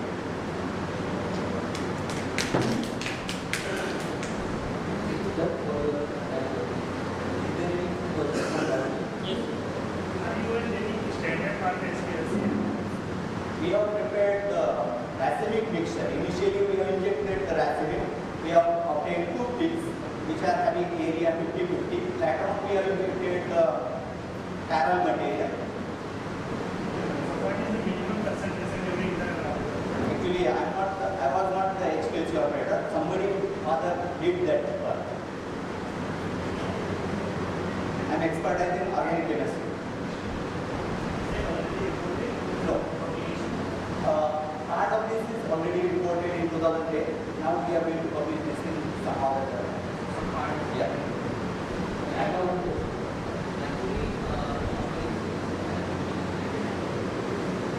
Optical purity is 99%. Actually, that is not 1% impurity. More than 99 is this one. You see, one compound will be 99.5%, other will be 0.5%. So enantiomeric excess will be 90.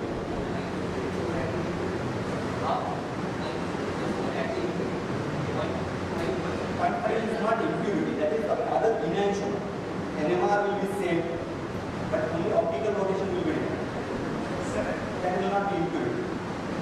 Sir, if this chiral compound contains 99% impurity, then can we use this compound for the derivatives? This chiral compound used as derivatives. As a medicine. Naturally, that is in levorotary form.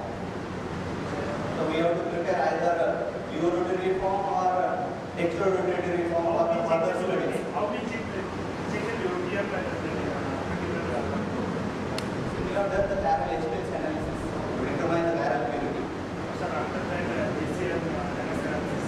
Lastly, we have characterized that using the two-dimensional NMR spectroscopy also.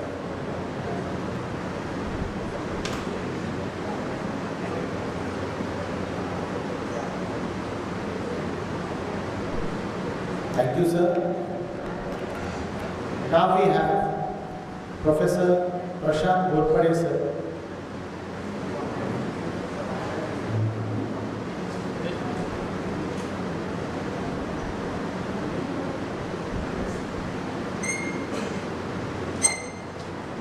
Good afternoon, everyone. I'm here to present a video work that is mechanistic pathway of chemical production of animals promoted by graphene oxide. Graphene oxide is a catalyst, carbon-based catalyst that is analytical, and actually very simple reaction with this.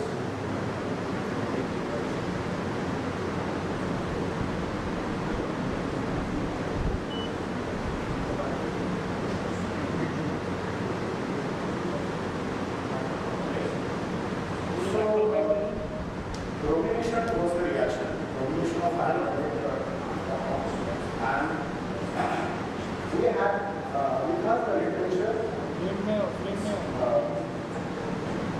graphene oxide aerobic oxidation means graphene oxide in presence of air oxidizes many of the sources.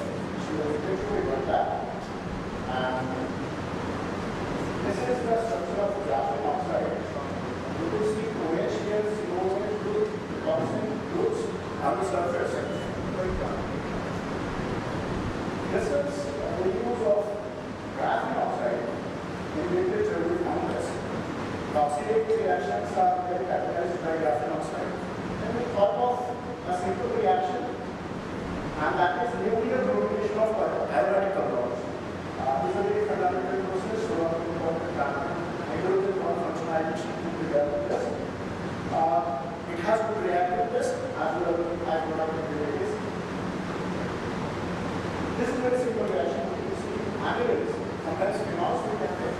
Amines and phenols in presence of broken graphene oxide and water. We have replaced all organic solvents. We have replaced organic solvents here. We are using water as a solvent, and that is very green method. And we are using ambient temperatures.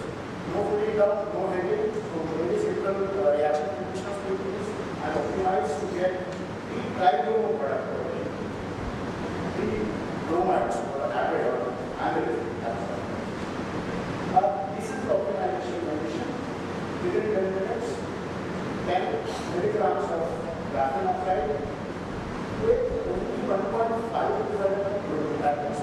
Both the atoms of bromine are getting loaded on the annual, that is 100% atomic model. Nowadays we are talking about green chemistry and catalysis and everything. So we are using optimum of the bromine, that is 100% atomic reaction at room temperature in 30 minutes. After addition, completion of addition will be 10 minutes are required to complete the reaction. And loaded, this is TC 93%, isolated yield around 90 to 93%.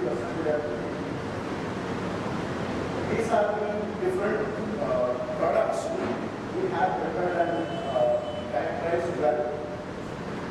We have done recyclability study, but we found that the percentage goes down with each cycle using the catalyst again.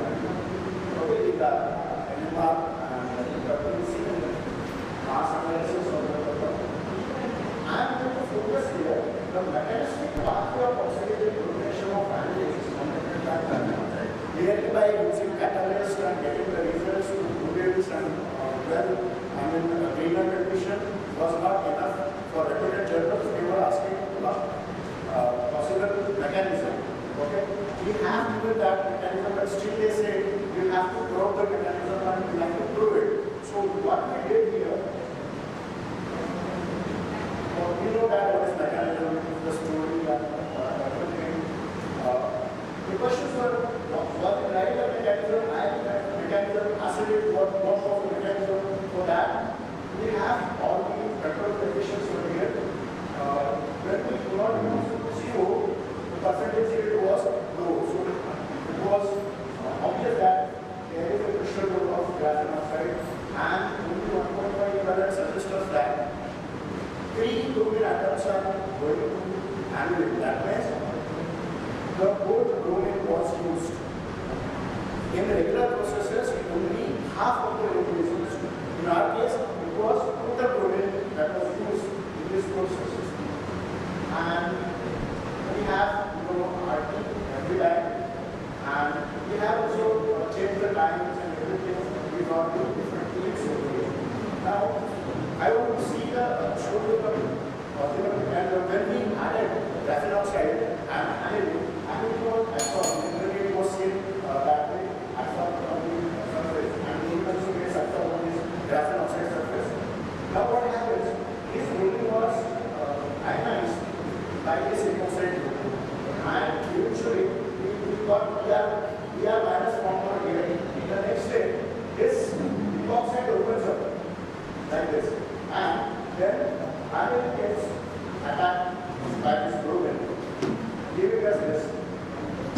Now, when the epoxide opens up, the bromide ions gets attached with this, and the next step we have got brominated product, this hydrogen goes to oxygen and OH here, and next the second bromine comes into picture, wherein OH again gets attached to the bromine ion, this bromine dynamite, and the bromine, this negative bromine captures this bromine and we get double bond over here. That means the graphene oxide is getting converted into reduced graphene oxide, and that was found in the analysis of reused graphene oxide. This is the analysis where we got graphene oxide. This is original graphene oxide after the first week, second week, and the bromine. So this is idea spectra. It shows the reduction in the graphene oxide that is it was converted into RGB, and this suggests and proves our mechanism. Second thing, we have the excited from excited also we have got the peak of RGO% after analysis. Then we have also the chemical analysis. You see here nitrogen, some remnant nitrogen from aniline was there in the GO after use, and percentage of carbon has increased. That means the double bond has restored on that. And we have also performed APR, but the reaction was not completed. And then we use APR with STS and all. We could do the mechanism, but the percentage was very low. But it was proved that the mechanism has gone with the oxidative as well as air oxidation is taking place, and also it was 100%. I will see the slides. So that I just will continue. On the basis of reports, in the literature and experimental lab, we successfully put the ion mechanism for oxidative donation from aniline affected by that action. CO was effectively oxidizing bromide, iron into bromine, and this offers 100% atom economic for the process. Shaping the surface morphology also supports the proposed mechanism. So we have proved the mechanism, proved it with all the evidences, and this was published in Journal of Organic Chemistry, the very reputed journal in chemistry. So now the topic is over. I couldn't manage the time because it was very deep thoughts given to the mechanism.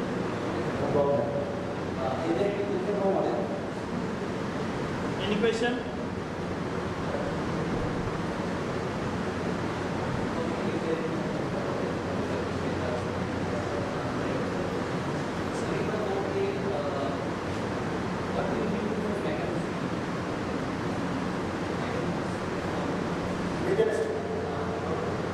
Mechanistic means no sir, it is mechanisms and how organic reaction goes. We will take a radical part or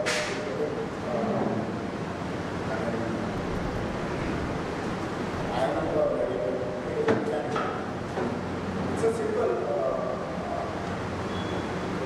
any starting material gets converted to product has transition steps, has intermediates. So each intermediates have formed and which path is taken by the reaction. That is it as a mechanism.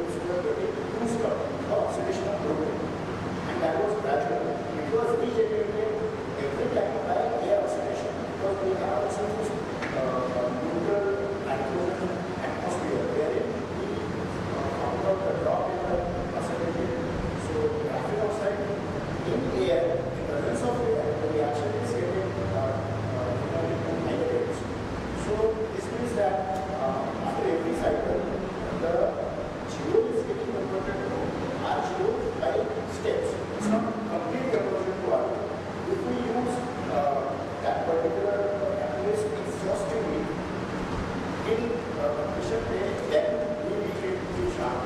So this is the vision of human side and archery.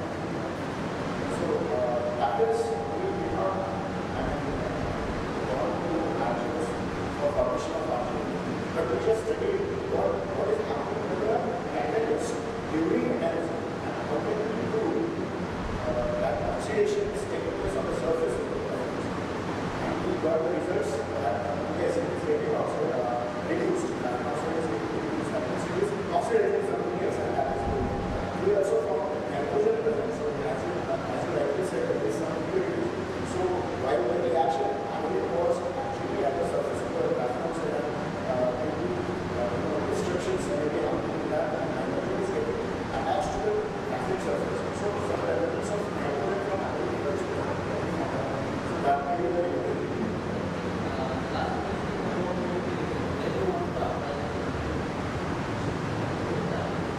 Applications are actually nuclear applications which we focus some data substitution or auto substitution, data substitution. But this reaction we are very over and it is a greater technology. So during the tire industry and pharmaceutical industry, we do have nuclear carbon non-substitution reactions. So we use halogenated products as a substrate for all these industry. But when we dominate halogenated compounds, we have an HBr as a side product. So that HBr is really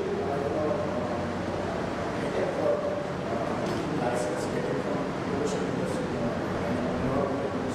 and pollution is greater, water pollution is greater. Now, by this methodology, we are taking the HBr. So no HBr is a side product is water instead of HBr. So this methodology is greater and we can take it up in the industrial areas. Right now we are doing that research to scale up to the bio industries.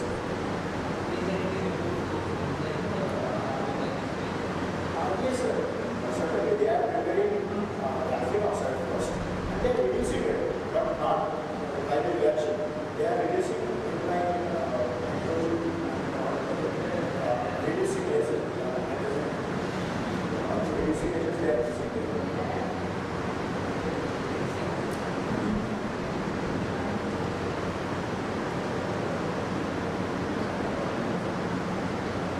Thank you, sir. With this, we'll proceed with the next participant, Dr. Amol Arjun Nagarjoge. After this presentation, there will be lunch break of 30 minutes. Okay. So, this will be the final presentation before lunch. And in 30 minutes, we'll all again gather together, assemble in this hall, and we'll have the post-lunch sessions. Thank you.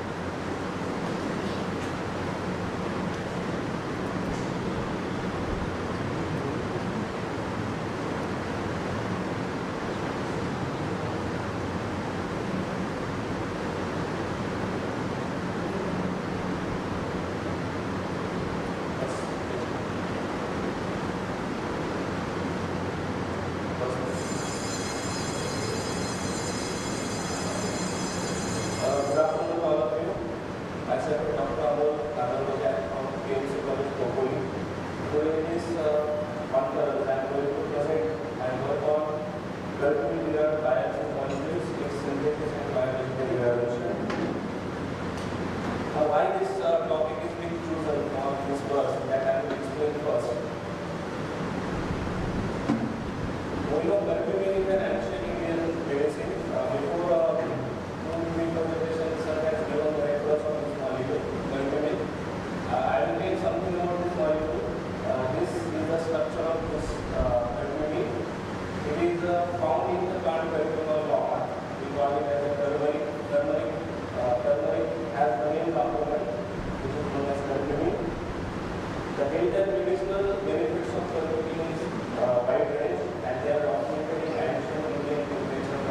hygienic practices. The medicinal nature of this turmeric, particularly curcumin, is found in the Asian countries like particularly India and China. And these are from centuries-old traditional Ayurvedic practices to pre-modern times as well. Now, these are the three forms of curcumin which are found in the plant turmeric, out of which the major form is curcumin, which is around 77%, and which could be curcumin and deoxyribonucleic curcumin are minor forms. Now, the main form is this curcumin. Now, what are the limitations associated with this molecule? If we see the structure of this molecule, then there are two parts. One is this central 1,3-dichloromoiety and active methyl group. This active methyl group. So due to these two structural differences in this molecule, there are few limitations associated with this molecule. Now, what are the limitations? It has low aqueous solubility. The central active methylene group and 1,3-diketomoiety is responsible for instability, and it undergoes hydrolysis, which results in substantial degradation of this molecule. So these problems can be solved by chemical modifications on this molecule, and one of the modified form is monocarbonyl analogues of curcumin. Now, how it can be obtained? This is the monocarbonyl analog of curcumin. This can be obtained by various methods. Now, here in this work I have chosen the different method that will be explained rather. First of all, why these monocarbonyl analogues of curcumin are important? Because they exhibited wide range of biological properties. So these are the properties which are documented over here. Now, one of the method which I utilize in this work to synthesize monocarbonyl analogues of curcumin is this Biginelli multi-component reaction. This is 3-component reaction in which we use aromatic aldehyde, urea or thiourea, and 1,3-diketo compound as a curcumin. So after this reaction, we get this curcumin dihydropyrimidone or thione product, which is a monocarbonyl curcumin analog, we can say. Now, this methodology is utilized by different scientists by different methods.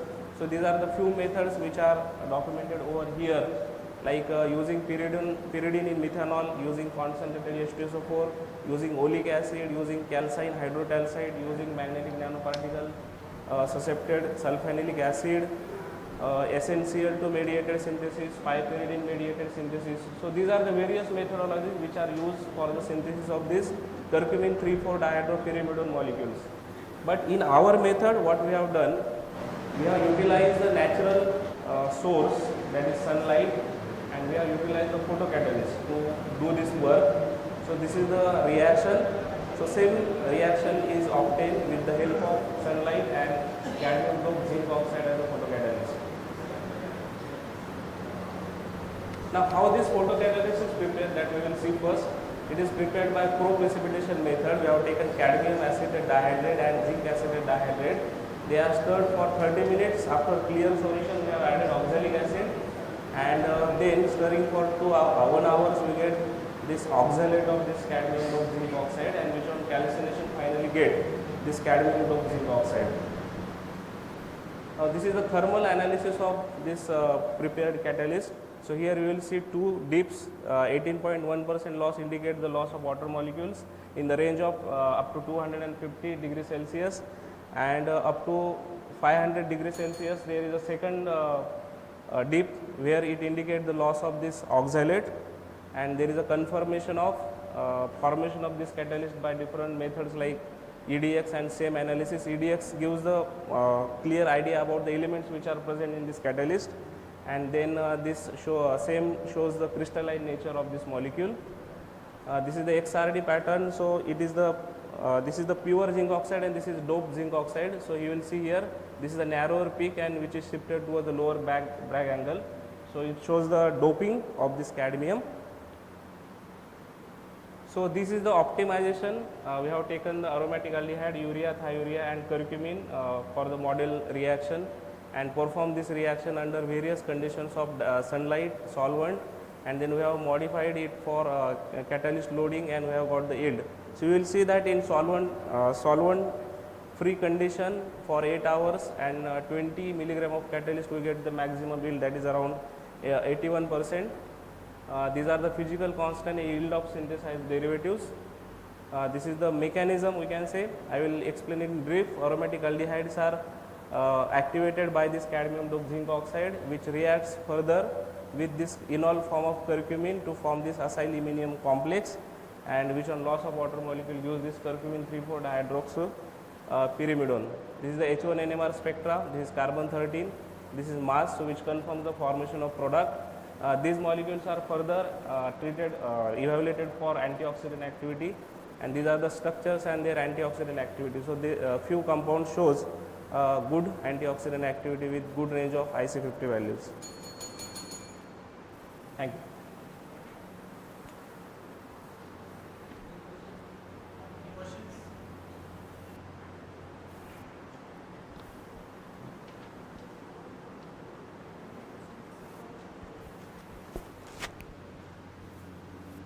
I have one question. Actually, what is the application of this curcumin? Maybe medicinal? Yeah.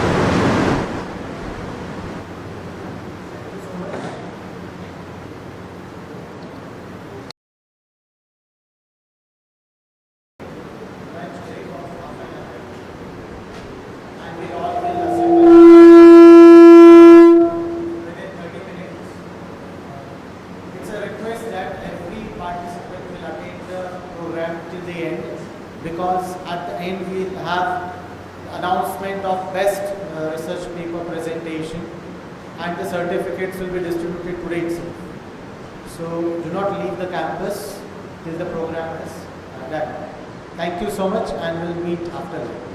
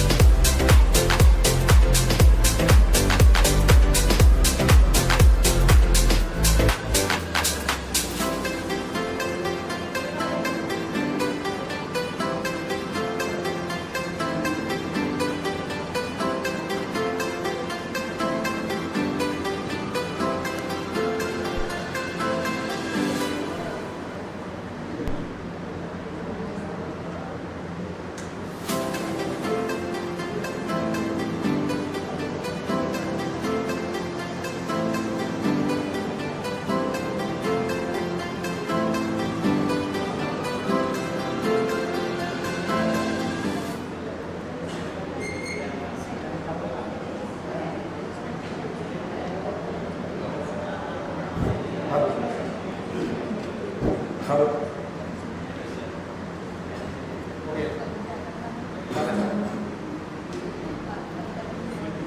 So, this is a very difficult task to present after lunch, but I will try my best.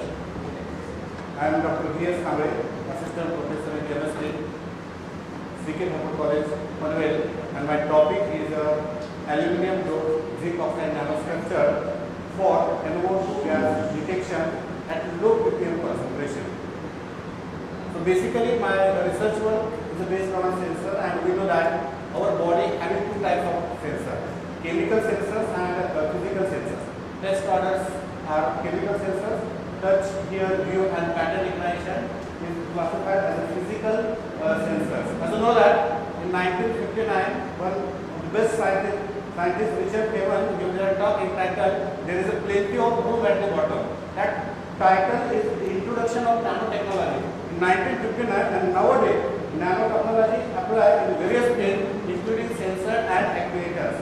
So, what is the nanomaterial? Nanomaterial, 1 nanometer material is equal to 10 raised to minus 9 meter. And now see the range of DNA and virus is 10 to 100 nanometer, and see the human here is having 100 micrometer. So that is very small particle, and which having different physical and chemical properties that form the bulk counterpart. Basically, my work based on zinc oxide. This is the zinc oxide powder. These are the various properties of zinc oxide. Now, applications of zinc oxide nanoparticles. Nowadays, zinc oxide nanoparticles apply in a various fields. So, these are the various applications of zinc oxide nanoparticles, including gas sensor. Now, gas sensor. What is a gas sensor? That is the question. And gas sensor is a simple device that measure and detect toxic or harmful gases in the environment. And now see, these are the various applications of gas sensor. And here I go write all the applications in this slide. So why gas sensors are required to us? So this picture clearly indicates that there are two types of sources of air pollution. So that pollution is man-made pollution, and some are the natural pollution. And this picture clearly indicates that how much gas sensor required to detect for the toxic gases in the environment. So my basically experimental work based on the co-precipitation method, and these are the summarized co-precipitation method. Firstly, we prepared materials, and then we converted into films, and that films are required to detect the gases. So these are the skeleton of the materials, and another one, gas sensing test. So we have a gas sensor unit. Basically, that is the stainless steel chamber which having gas intake and outlet provision. So we have this attachment to the computer through this electrometer, and depending upon the gases, we have to find out their response. These are the formula to find out the response. S is equal to Rg minus Ri by Rg. This formula is different by different gases as well as different materials. Now, results and discussion of my method. Very first is that we have to prepare 1, 2, 3, 4 samples. First is a pure zinc oxide, another one 2% dopant, 4% dopant and 6% dopant. This is the XRD, and XRD picture clearly indicates that phase formation of my materials, and most intense peak towards the 101, 002 and 111. So using this we have to find out the slide size. It is about 35 nanometers, and this picture is clearly indicates that the material is a hexagonal volatile structure. So again, FASL images, this is for 1, 2, 3 and 4. When we see the FASL images, then that is a nano rod-like structure, and it is a hexagonal in the formula. We can go into next image, which is clearly indicate for HR10 for pure dope zinc oxide. Now see, these are the nanorods for 100 nanometers, and this shape clearly indicates that this is the hexagonal structure, and this is for 20 nanometers. See, surface area for zinc oxide is large for pure substance, and when we dope it, now this is the structure of HR10 of doped. When we dope 2% of aluminum in the material, so this morphology is slightly changed, and which is indicate that having applications, and this structure can indicate that very crystallinity of that substance. Now, gas sensing performance. After proper characterization, I have to go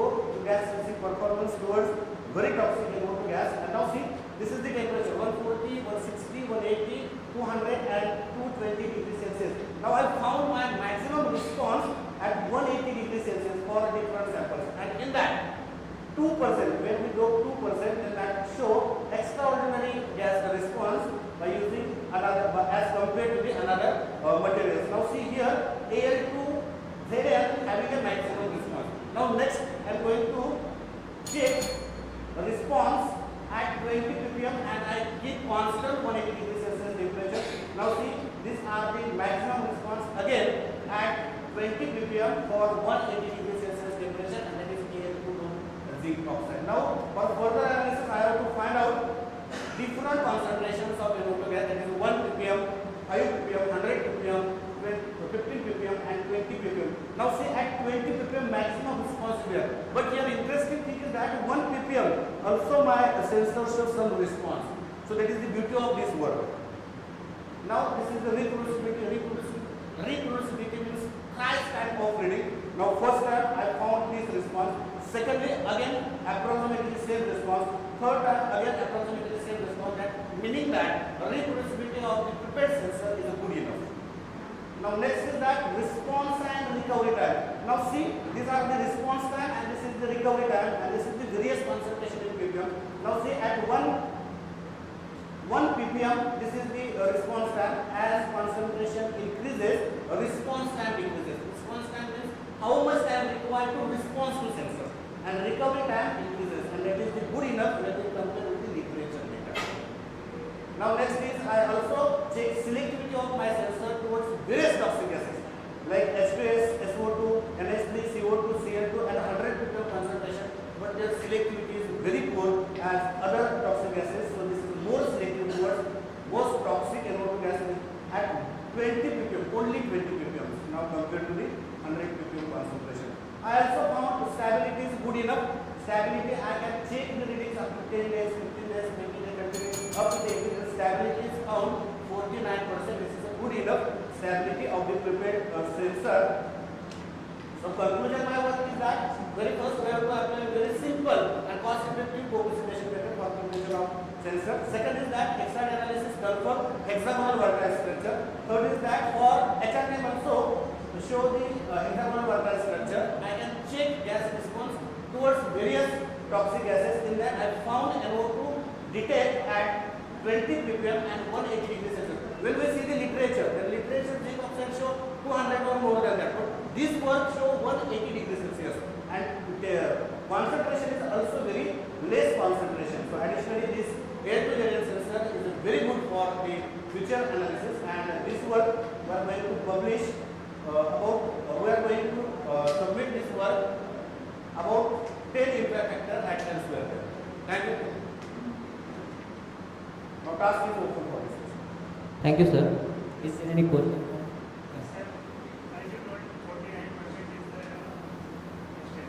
Yes, sir. Actually, what is the stability at initial level?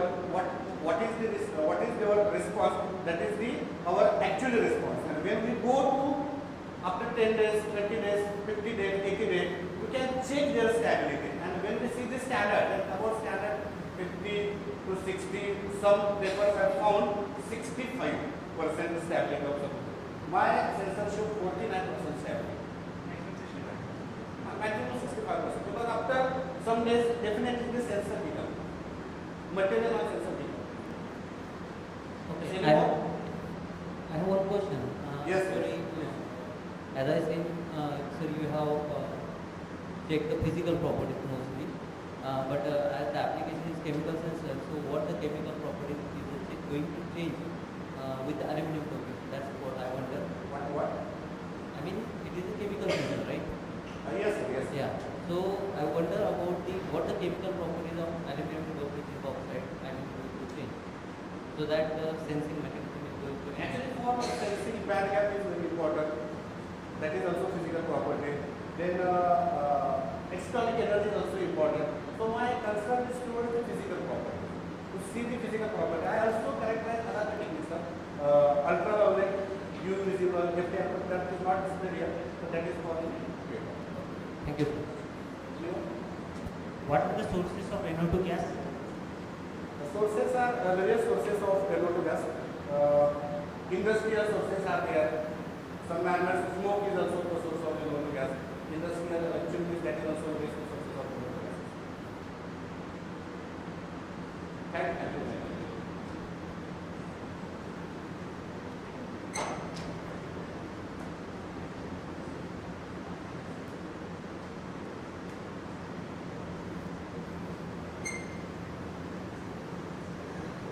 Thank you, sir. Now we have with us Mr. Satyajit Kamble, sir.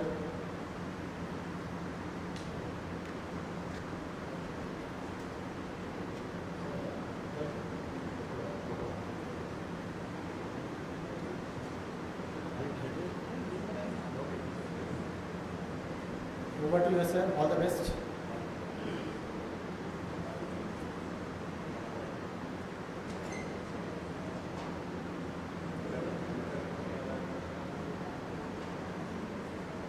Good afternoon, all of you.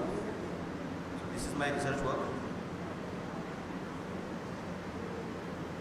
Detailed and systematic study of iron decorated zinc oxide for noxious NO2 gas detection.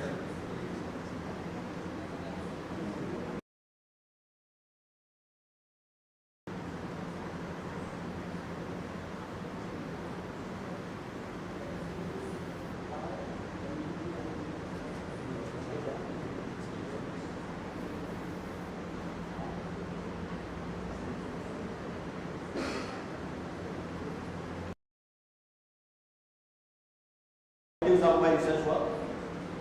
So here I prepared a sample using simple and cost-effective co-precipitation method.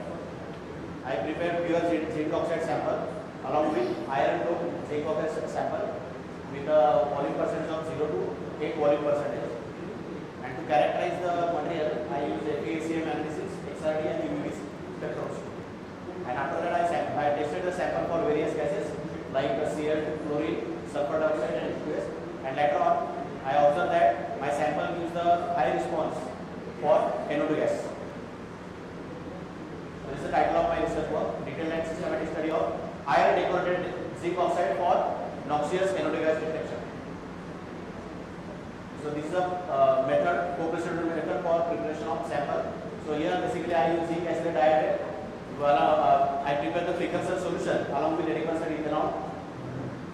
And then I place that solution in the magnetic stirrer till the solution becomes clear. Later on, same way I prepared Fe solution using ferric nitrate, nonahydrate, and precursor solution is prepared again by using 80% ethanol.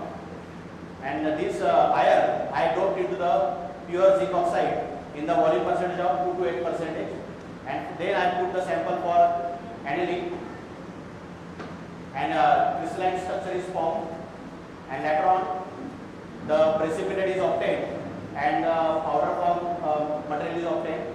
Further, to make a film, I place that mixture along with the amplicone, and then a gel type film is formed, and this is a structure you can see in FACM analysis, and structure shows that it is hexagonal structure and elongated morphology.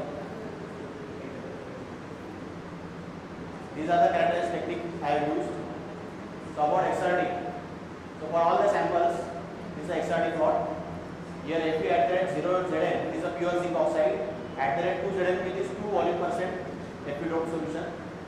And in this way, the peak is obtained at 101, and it is matching with the JCPDS card number 01, 079, 0205. So clearly it indicates that the sample contains ZNO, that is.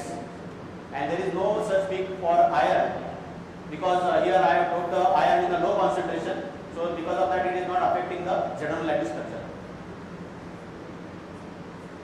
This is FACM structure for 200 nanometer for all the samples. First one is for pure ZNO, second one is for 2%, 2 volume percent Fe doped ZNO, third one is for 2 volume percent, and in all the images it is clear that it is a hexagonal morphology, elongated morphology, rod-like structure is there. About UV visible, I plotted the graph of alpha Hg square versus photon energy, and here for pure ZNO, band gap is obtained at 3.13 3.2 volume percent Fe.ZnO band gap is obtained at 3.11 electron volt. So there is a decrease in band gap. That means there is a red shift, and this red shift is clearly indicating that iron is dumped into the ZnO lattice. This is about the gas response. These 4 samples I studied for different temperatures ranging from 140 degrees Celsius to 220 degrees Celsius, and I used the Na2 gas at 20 ppm concentration. So in the study it is observed that high response is obtained at 2 volume percent Fe.ZnO, and that response is found to be 5.62 compared to other samples. So it means out of the 4 samples, 2 volume percent Fe.ZnO shows a high gas response.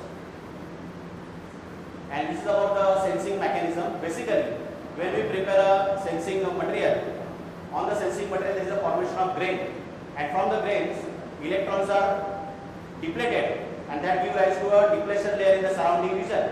And when we place the sample in the air, oxygen present in the air causes that formation of depletion layer. So in the presence of air, depletion layer is very small.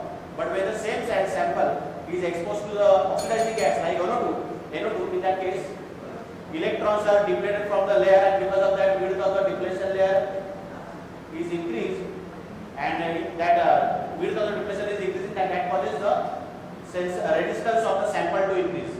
So basically in the presence of air, sample shows low resistance, and in the presence of that sensing gas, it shows high resistance, and in this way the material senses the hazardous gases. So in the study it is observed that 2 volume percent Fe.ZnO gives it has a potential in the reduction of toxic NO2 gas.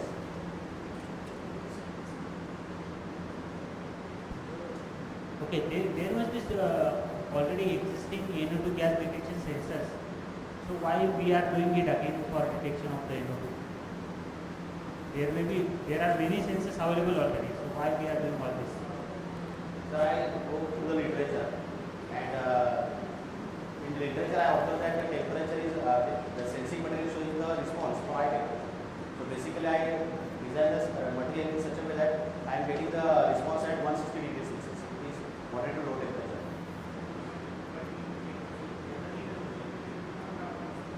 Celsius temperature.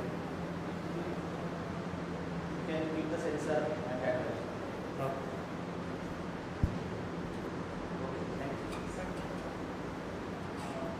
As you told, 80% people are used for the deactivation of the toxin. Why not you use the absolute alcohol?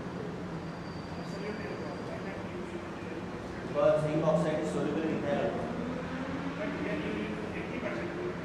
80%. Instead of 100, because 100 is the used for the deactivation. Because in the most of the cases when that ratio is taken. There is some reason why you use 80%. You can also prepare the sample for 70-30 ratios. You will get the result, but result will be different. So basically, Because moisture content of water level is there, so that's why some changes in your possible deactivation. I studied this. I prepared the sample for various conditions, 70-30. Out of that, 80-20. This configuration I am getting the high response.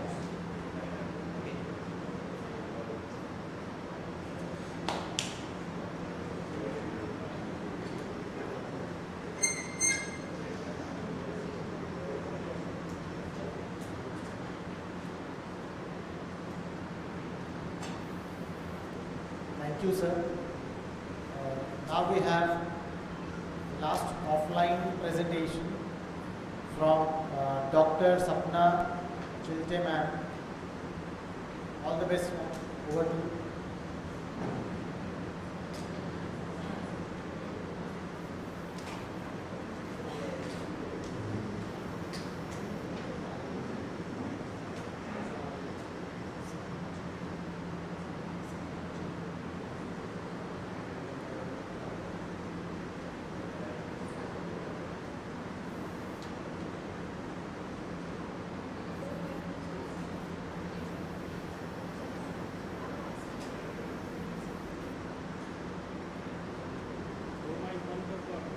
Good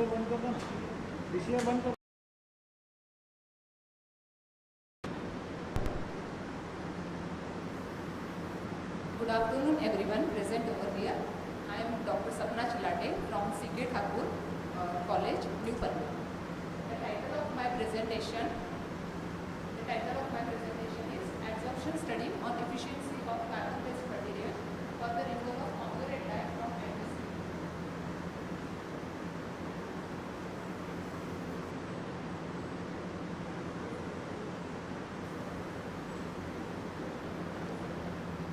In my present study, I have selected 3 carbon-based adsorbent material for the removal of conglomerate dye from aqueous medium. As we all know, adsorption technology has wide range of applications in the field of removal of organic and organic impurities from the wastewater. Here, I have used 3 carbon-based material for comparative study, out of which 2 are commercially available activated carbon. One is F400 and other is Lurgi. So both these 2. For that I have third carbon which I have used is almond based activated carbon, which I have prepared in my laboratory by using a chemical impregnation method, and I have compared the prepared activated carbon by using this both commercially available activated carbon. In present study, I have studied the adsorption capacity of conglomerate dye for removal of conglomerate dye from these 3 adsorbents. And the proximate and ultimate analysis data is characterized. Also the scanning electron microscopy and turbidity surface area, proximate and ultimate analysis has been characterized.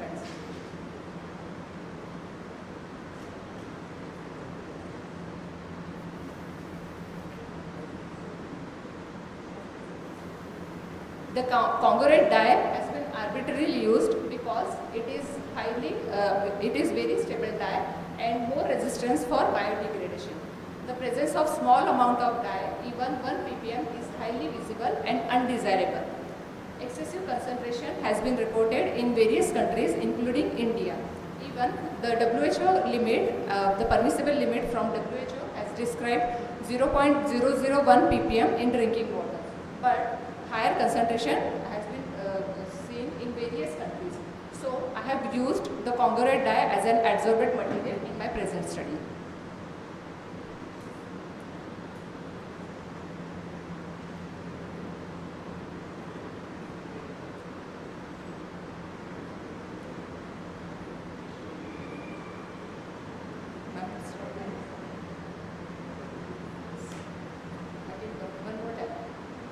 The various techniques available for conglomerate dye removal are ultrafiltration, membrane filtration,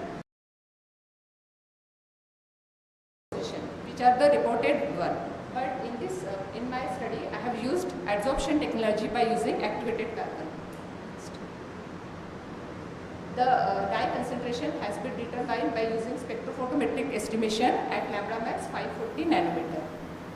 Next. This is the calibration curve for estimation of conglomerate dye. So the R-square value shows near to 1. Next, this is the physiochemical properties of activated carbon. Here, the almond-based activated carbon shows remarkable increase in the carbon content, which indicates the carbon has been prepared with the prescribed characteristics. Also, the iodine value, which shows 1040 meter square per gram, which shows the carbon has been prepared with high surface area. Also, the NTBT surface area is high as compared to the commercially available activated carbon, that is 1492. Also, the pore volume shows remarkable pore volume size 0.7638. Next, these are the scanning electron microgram of commercially available activated carbon F400 and Lurgi, which shows the microporous matrix and shows the presence of mesospore, maximum mesospores. Next, and this is the electron micrograph of almond-based activated carbon, which I have prepared in the laboratory. Here we can see there is a formation of mesospheres along with the micropores, and because of this, the adsorption capacity has been increased. Next. To study the congruent adsorption, the adsorption isotherm which I have used are Freundlich and Langmuir adsorption. Next. This is the adsorption isotherm data for congruent adsorption. The monolar adsorption capacity in case of Langmuir shows 3 to 4 more times increase in case of almond-based activated carbon as compared to commercially available activated carbon F400 and Durby. The Langmuir constant B, which shows a very high value, which indicates the interaction of adsorbate material with the adsorbent during the given period of time, and which shows the high interaction of adsorbate along with the adsorption. Freundlich adsorption isotherms shows Kf value 216, which is at the moderate level. Next. These are the adsorption isotherms. The adsorption isotherm data is well fitted to Langmuir and Freundlich adsorption isotherm with the R square value near to 1. Next. This is for next. This is Langmuir and adsorption isotherm data for almond-based activated carbon, and the data is well fitted from 1 to 10 ppm. Next. So finally, I can conclude that congruent die is all the 3 dies shows most favorable curve, and AVSC has give the far outperformed adsorption capacity as compared to commercial available activated carbon, that is Durby and F400, and it shows adsorption capacity 3 to 4 more times more than Durby and F400. Presence of micro as well as meso pores favors the adsorption of congruent die on almond-based activated carbon. Also, the scanning electron microscopy iodine value proximate ultimate data shows the material used for preparation is having significant effect and surface structure and its characteristics. Thank you. Any question from participant?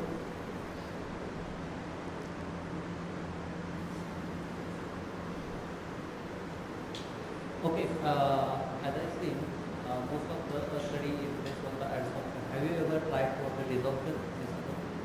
Desorption, I think. Sir, actually, desorption is very low, which I have studied with that.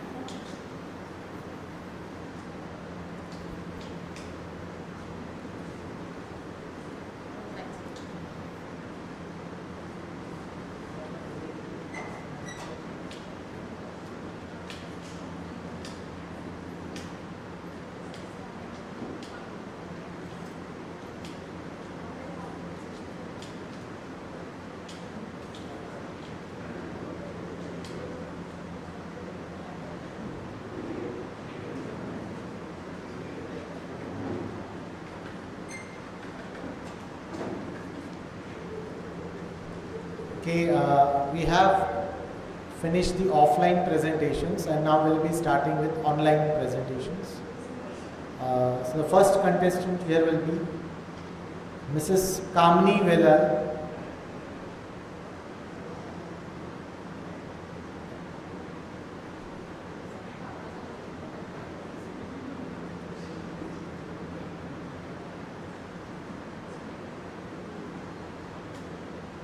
Am I audible?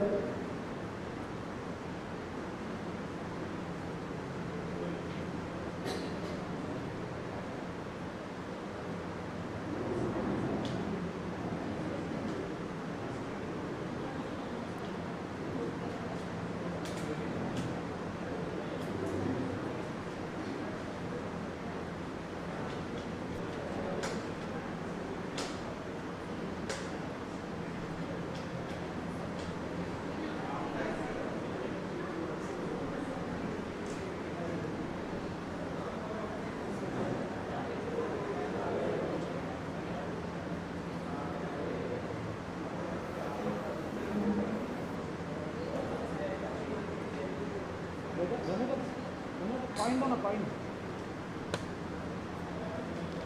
Point to point. Point to release.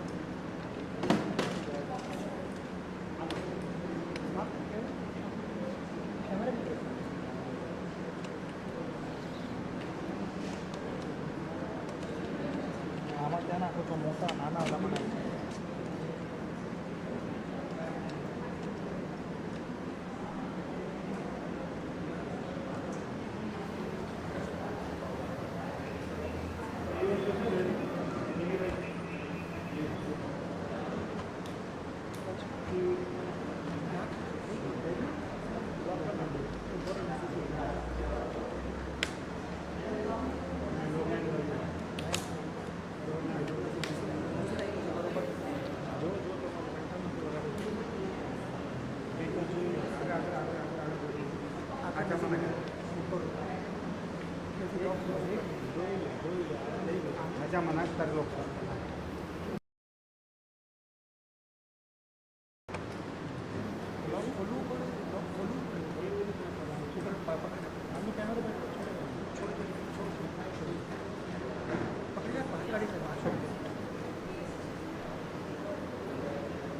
આમાં બેસશે પછી લોકો એમાં મનાક બરાબર આમાં ગાજામાં આવો દેખાતો નીચે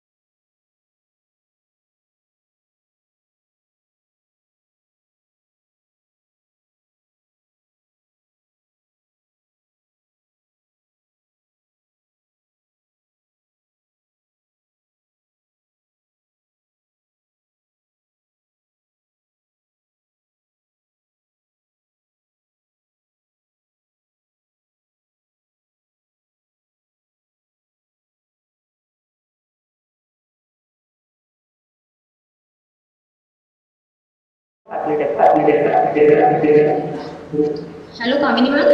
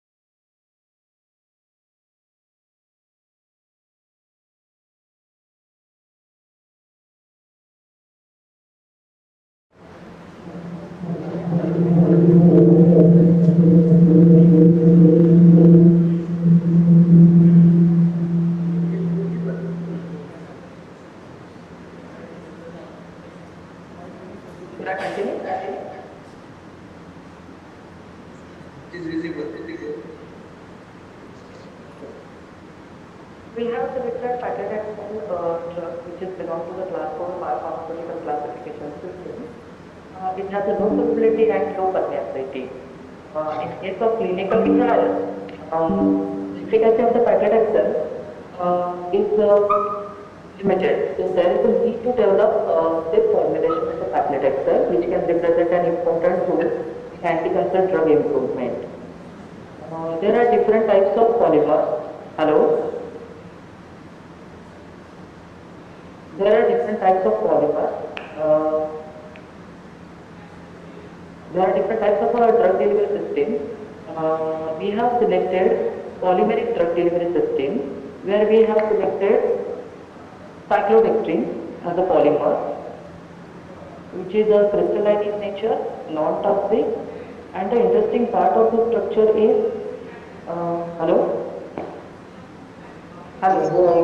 Go on. The interesting part of the structure is its structure, bucket-shaped structure.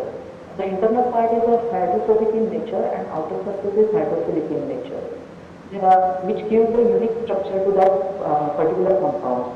So, there are different types of cyclodextrin, alpha, beta, gamma cyclodextrin, which contain 6, 7 and 8 glucose subunits.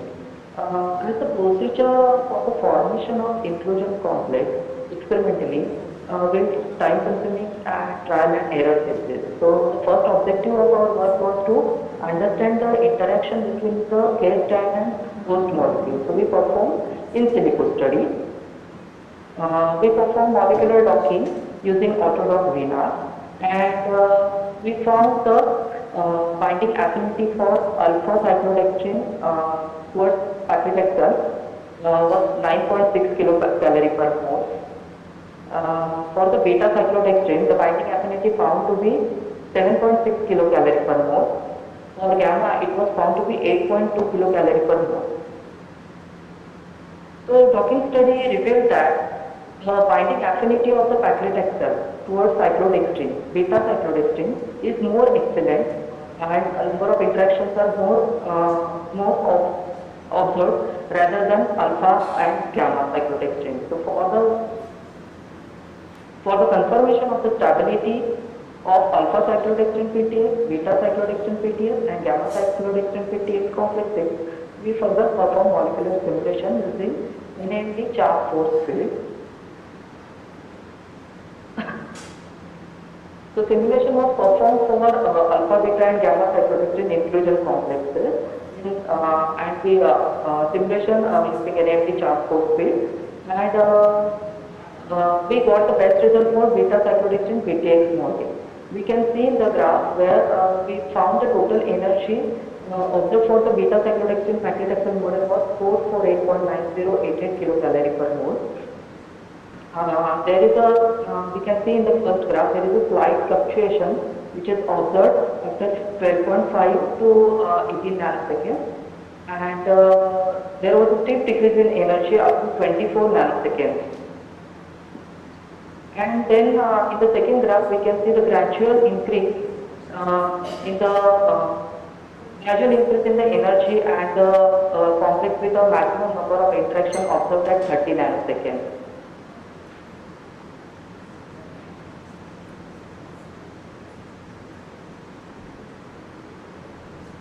Increase in the energy and complex exhibited 5 different conformations at different temperature and energy level. Throughout the simulation process, the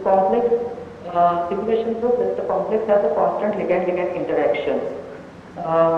And the simulation study revealed that out of 3 simulation complexes, beta cyclodextrin paclitaxel is stable at lower energy level and show a maximum number of interaction than alpha and gamma cyclodextrin.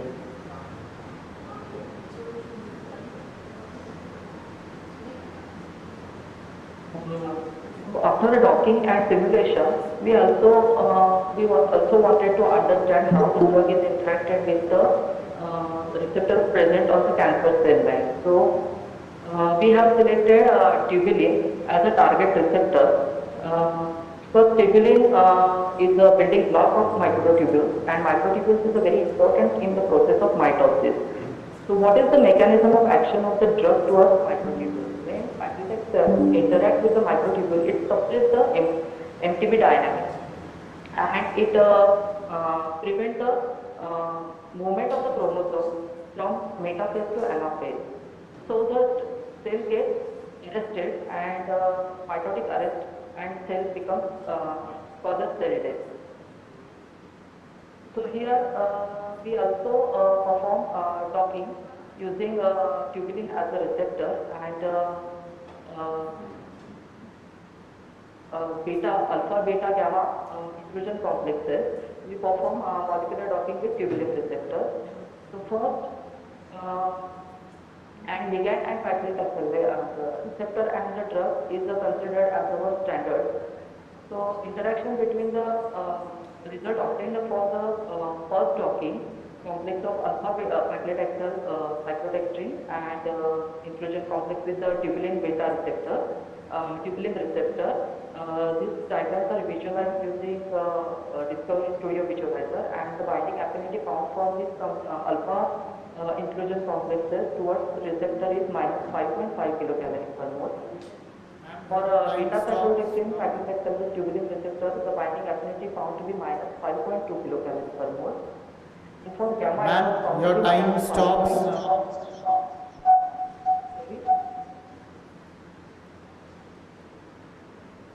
Thank you. Time is over.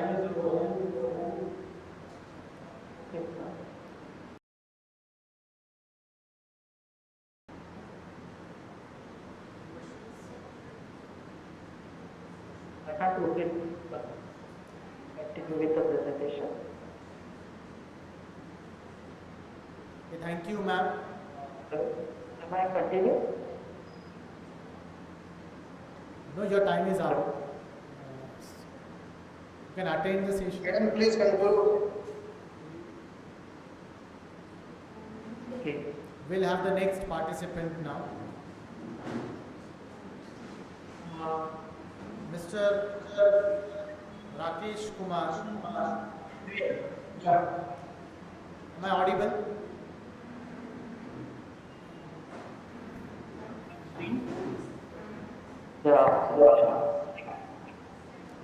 Rakesh Kumar sir, 5 minutes.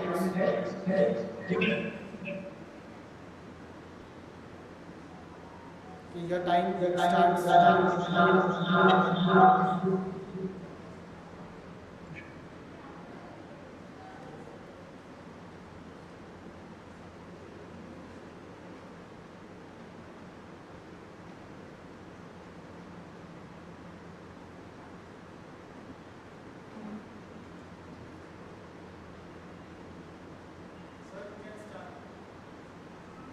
My screen is visible now?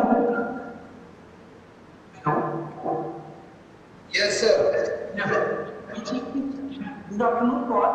Myself is Rakesh Kumar from Zijan Khalsa College, a research scholar under the guidance of Dr. Chandra Tekale. My topic is related to the antiviral drug.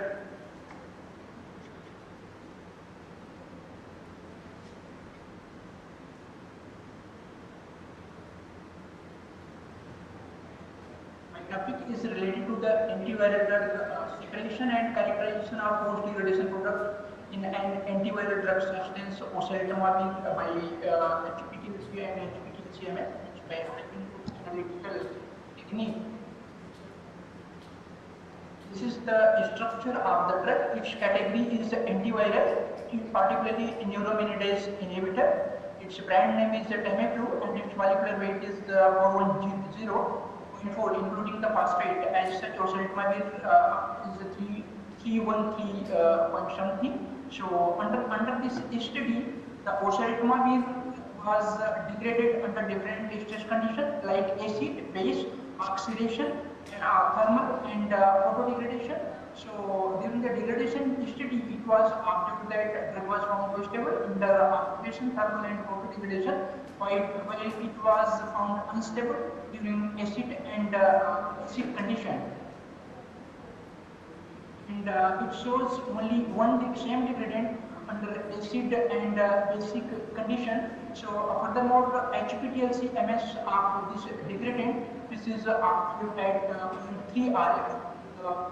LCMS study was performed and its mass was identified.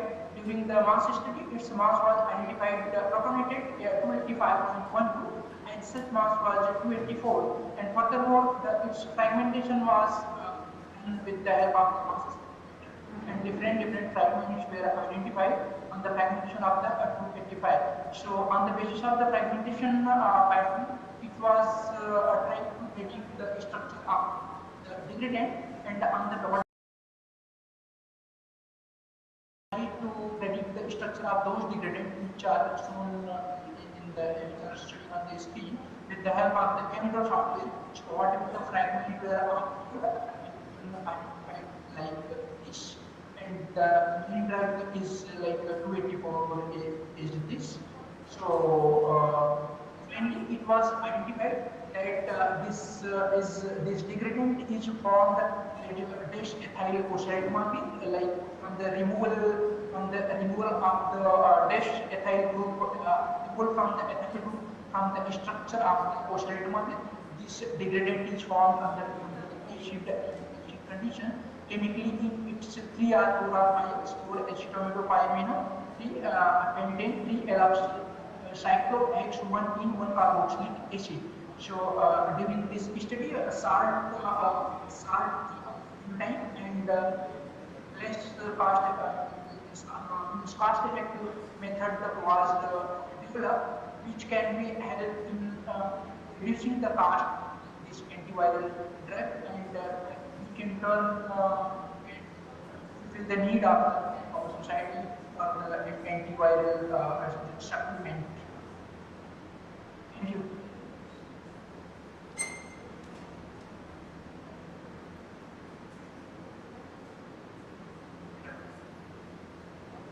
Any question?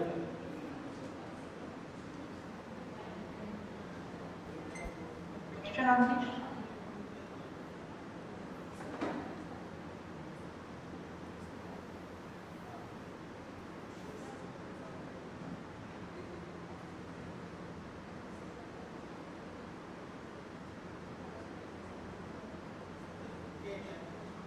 Thank you, sir. Next presenter.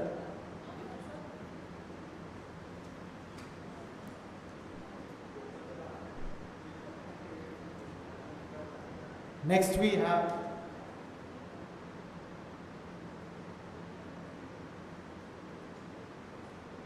Chandrakant Kharghar.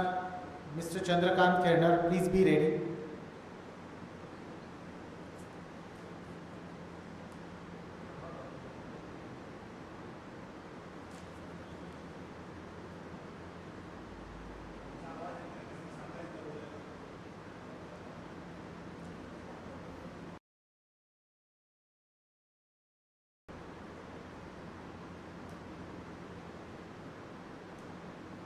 You are not audible to us. Please unmute yourself.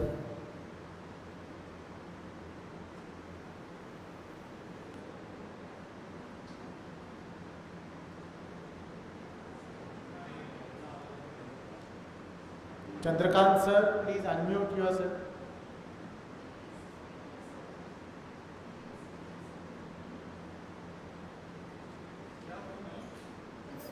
Overcome challenges in extraction and SPLD analysis of phytocare constituents of two distinct products of pergolaria data. I will explain in detail. These are the two distinct products. One herbal plant.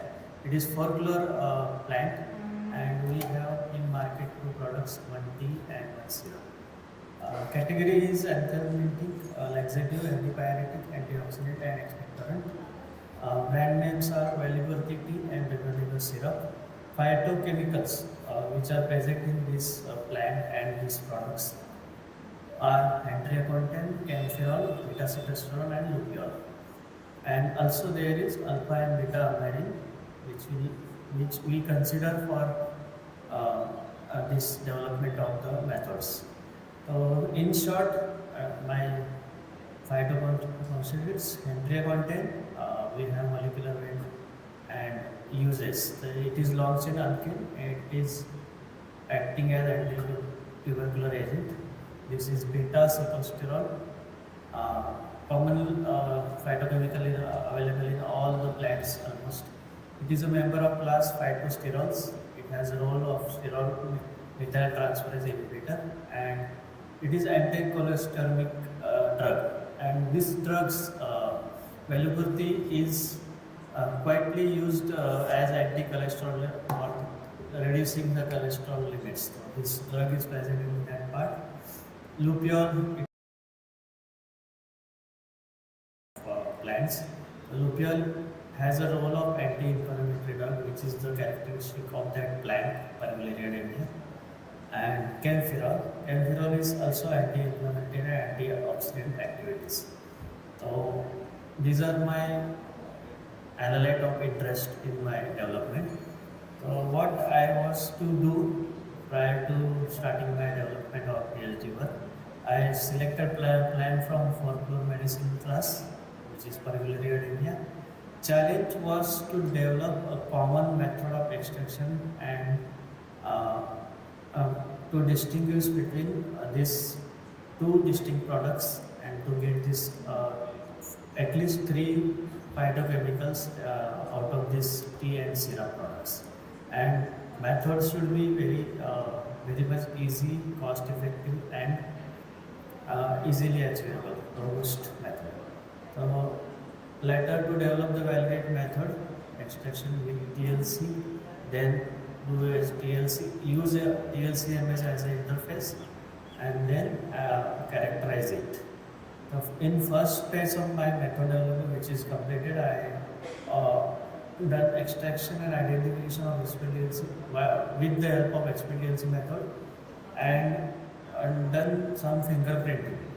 After finalizing method, it was planned to do on a TLCMS interface and quantitate and then characterize it.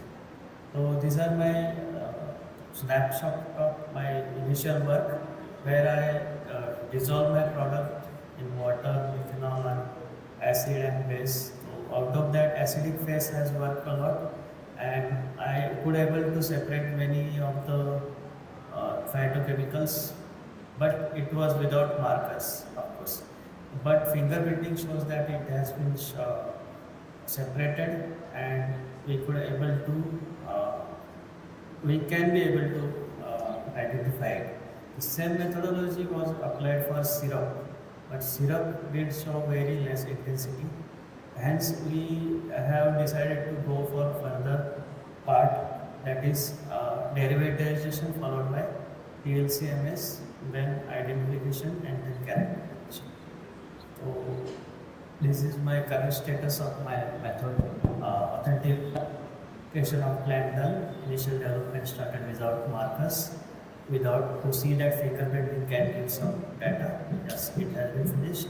SPLC method development of phase 1 has been done. We are able to get the proper bands, and we have tried quantitating, but as I say, syrup has a very less intensity.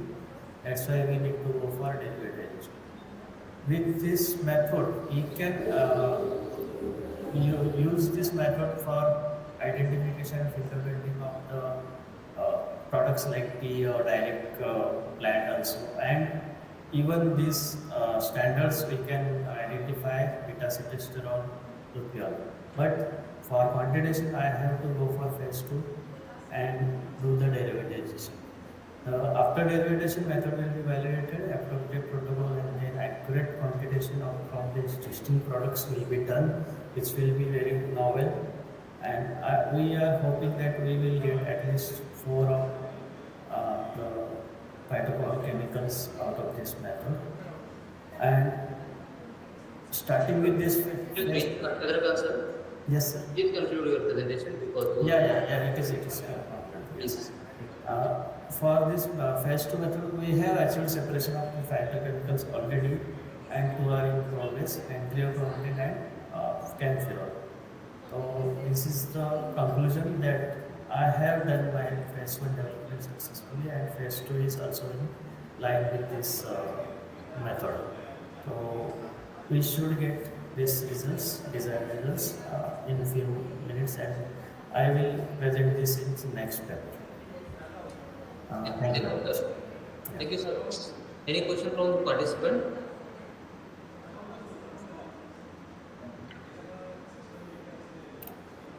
I think there is no question. Thank you, sir. Thank you, sir. Yeah. Next presenter, please.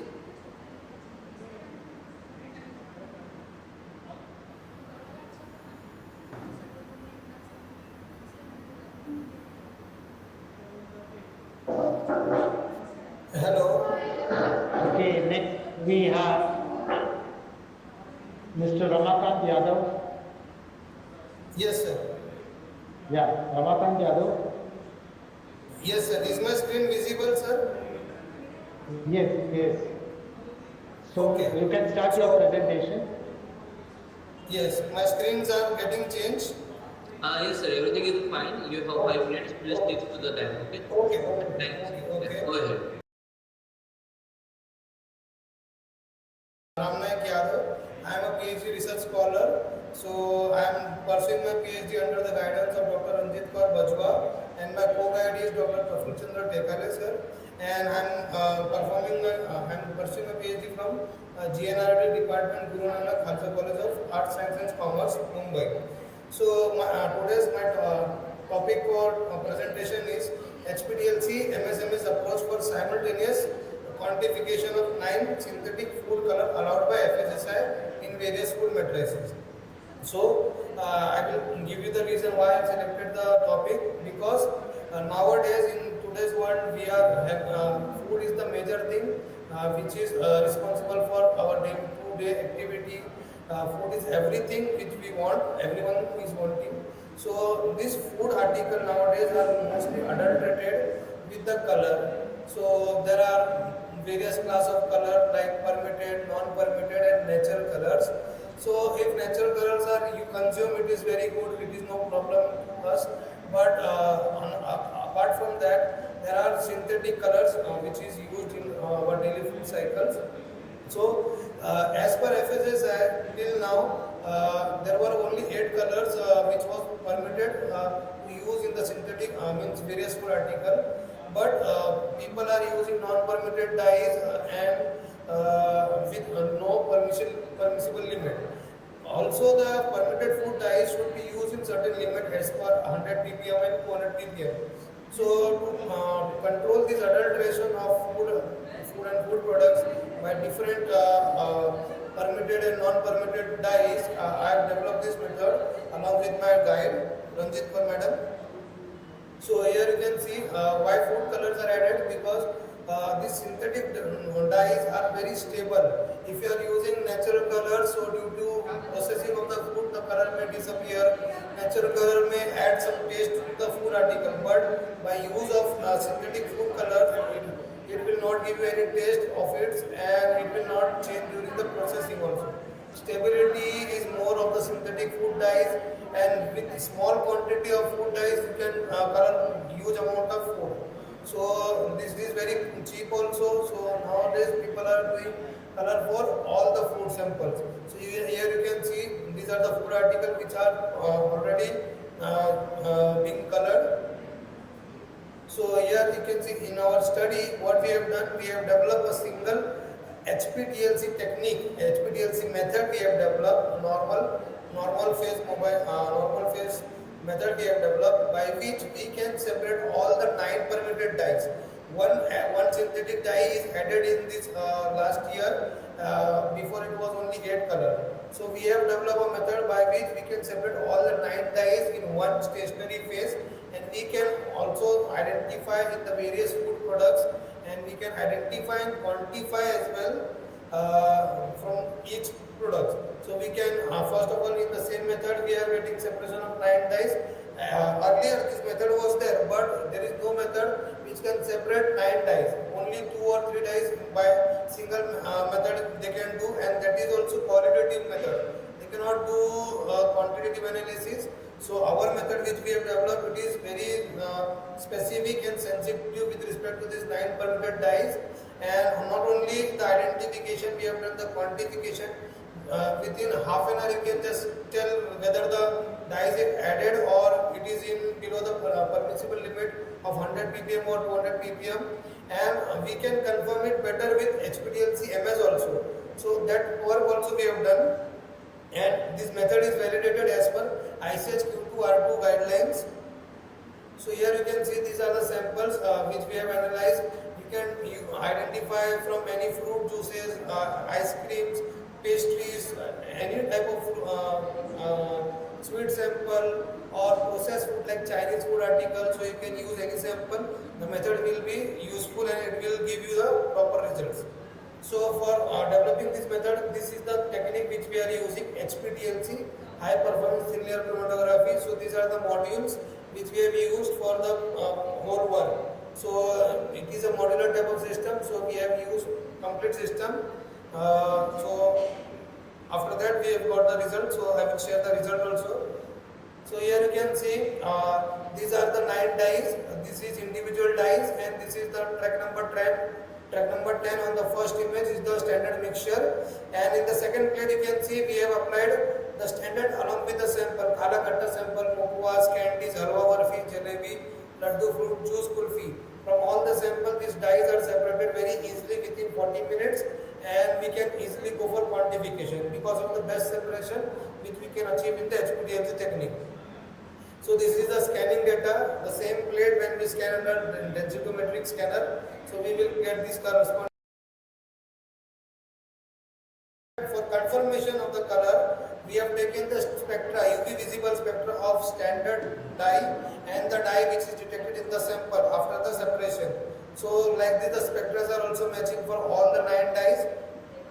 So after the confirmation is done with the spectra, we have done the interface work. That means we have from the stationary phase we have entered this and yes sir. Yes, 2 minutes only sir. With the help of interface 2, we have eluted the separated dyes and we have done the confirmation with the help of MS. So here you can see the MS data for the standard and as well as in the sample also. So overall this method is developed and the method is very fast, cost effective. Within less time you can go for screening of 20 to 25 samples, and this can be used for FDA's. So your time is up. Thank you. Thank you sir. Any question? Yeah. Any question from audience? Okay, if there is no question from audience, I have one question, sir. Very short. Yes, sir. What will be the causes of the synthetic drugs on the health? Sir, most of the drugs are, non-permitted dyes. Many are some amines. These are amino groups are there in the drugs, and there are sulfonic groups are also there. So, overconsumption of these dyes may lead to cancer cancer. And the overconsumption of this dye in children cause hyperactivity. Means the children tend to the sleep cycle is disturbed. So hyperactivity is normal in children. Okay, got it. Thank you. Next presenter, please. How to start? Okay, now we have Mr. Sagar Khatte. Are you available? Mr. Sagar Khatte.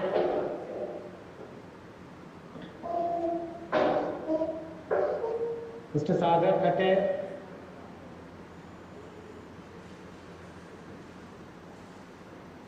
Miss Yogita Patil.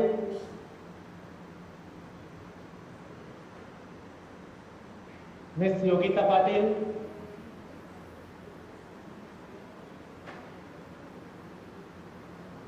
Miss Yogita Patil. Mr. Vijay Bagul. Yes, available. Am I audible, sir? Yes, you are audible. Yeah. So your time starts now. Yeah. Sir, please share. It's not shared yet. Please share.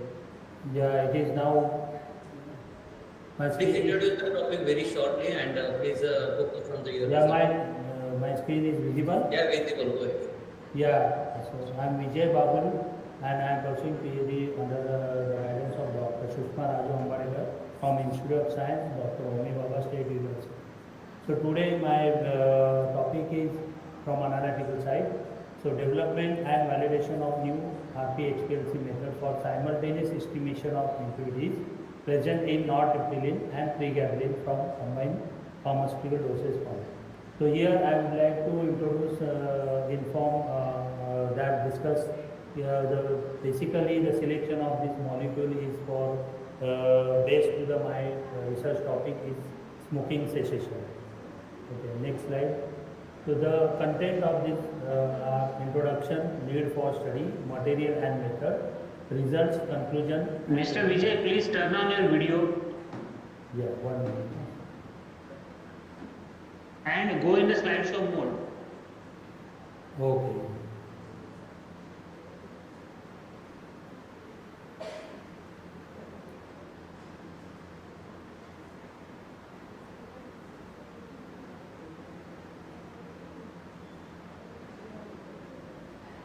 You are now visible?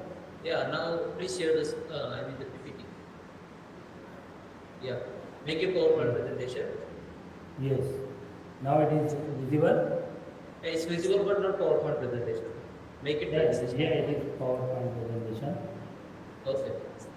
Go ahead, sir. Yeah, now it is visible, sir? Yes, everything is fine. Go ahead, sir. Yeah. So this is the introduction. Basically, I have given this introduction. The literature is based on the literature study, Wikipedia, Google, and other research papers. So basically, nortriptyline is an efficacious aid to smoking cessation. My basic topic is on smoking cessation. So here I have taken the combination drug. Then the pregabalin is an anti-convulsant drug to treat neuropathic pain conditions. So these two drugs basically in combination is supporting, and this drug is latest, so which can replace to the bupropion and nicotine replacement therapies for smoking cessation. So these are the latest molecules. And next slide is for need for study. So why this is study is required? Based on the literature study, I have seen that only the molecule in combination product, only the analyte or single impurity method is available. So my research is basically on the development of both the analytes and its impurities are there. The separation, it was the method development was quite difficult because the nortriptyline and pregabalin, both concentrations, nortriptyline concentration response is very high and pregabalin response is very low. So that was the challenge in the method. Okay, these are the material and methods. So material used during the method development. Then material instrumentation, obviously RP-HPLC, that is the HPLC with a DAD UV detector. Then column is hyperchill BDS C18 because the molecules are polar nature. So I have used non-polar nature of column. Then column temperature. This is the optimized method parameter. Those are continuation. These are the sample preparation, mobile based preparation, standard preparation, placebo and test preparations. So next is a chromatogram. Now we can see here the blank solution chromatogram. Then standard solution. Here in this standard solution we can see the first up to the 8 minute there are 4 analytes. Those are of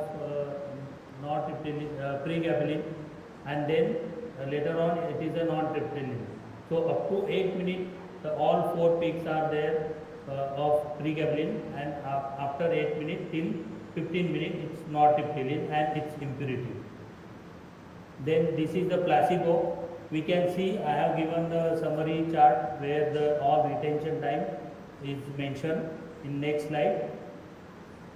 Then this is the as such test solution, that is the sample which is procured from the commercial source and that is injected as such sample preparation. So all peaks are separated, well separated. Then this is the spike test solution. So in this spike test solution, because the impurities are at a low level, in access test solution, that is below LOQ. So that's why here I have injected the impurities, spiked the impurity in a test solution. We can see it is well separated. All peaks are well separated, even unknown peaks. Then this is the linearity level, LOQ level for each analyte. Excuse me, Vijay sir, please continue your presentation. Yeah, okay. So method is validated as per ICS guidelines, and these are parameters. These are the results and discussions. The result, the linearity level, all plots are given here. Then accuracy well within the 80 to 120%. LOQ level, 100 level 150%. Then accuracy of our unknown impurity, filter study, robustness, solution stability. So this newly established approach demonstrated method is innovative, specific, precise, linear and accurate, robust. Advantage of this method is simultaneous estimation of impurity present in nortriptyline and pregabalin combined pharmaceutical dosage. This method is crucial for holding the quality and safety standard of pharmaceutical products. These are the references, and thank you. Any questions, sir? Thank you, sir. Any question from the participant? Ajay, no question. Thank you, sir. Next presenter. Okay, so thank you. Now we have with us Mr. Anand Tiwari, next participant. Mr. Anand Tiwari.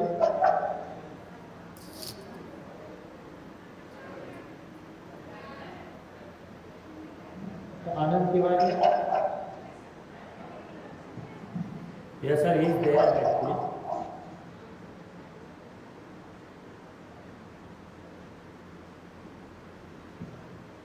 Okay, Mr. Anand Tiwari, you can start your presentation.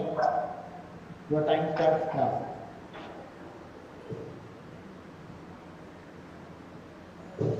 Anand, your voice is not there. Yeah. Some issue with his voice. Hello, Anand.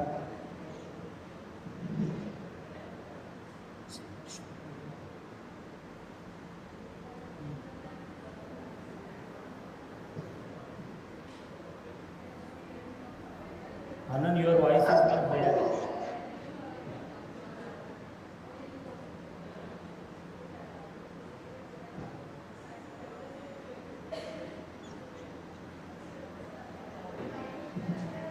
I think issue with the network.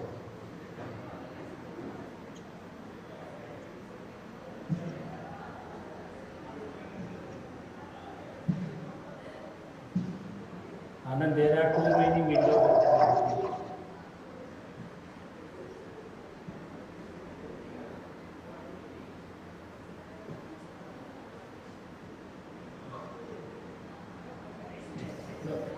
By the time we can have the another presenter, okay. So that time being he will solve the problem. Can we call the next presenter?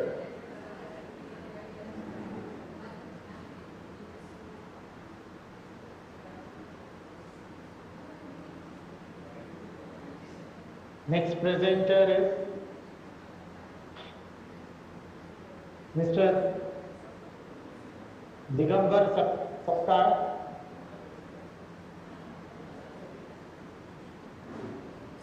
Dr. Digambar Sapkar.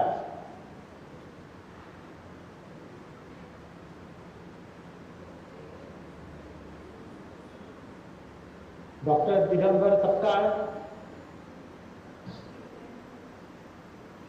Yes, sir. Yes, sir. Once. Okay. Am I audible, sir? Yes, yes.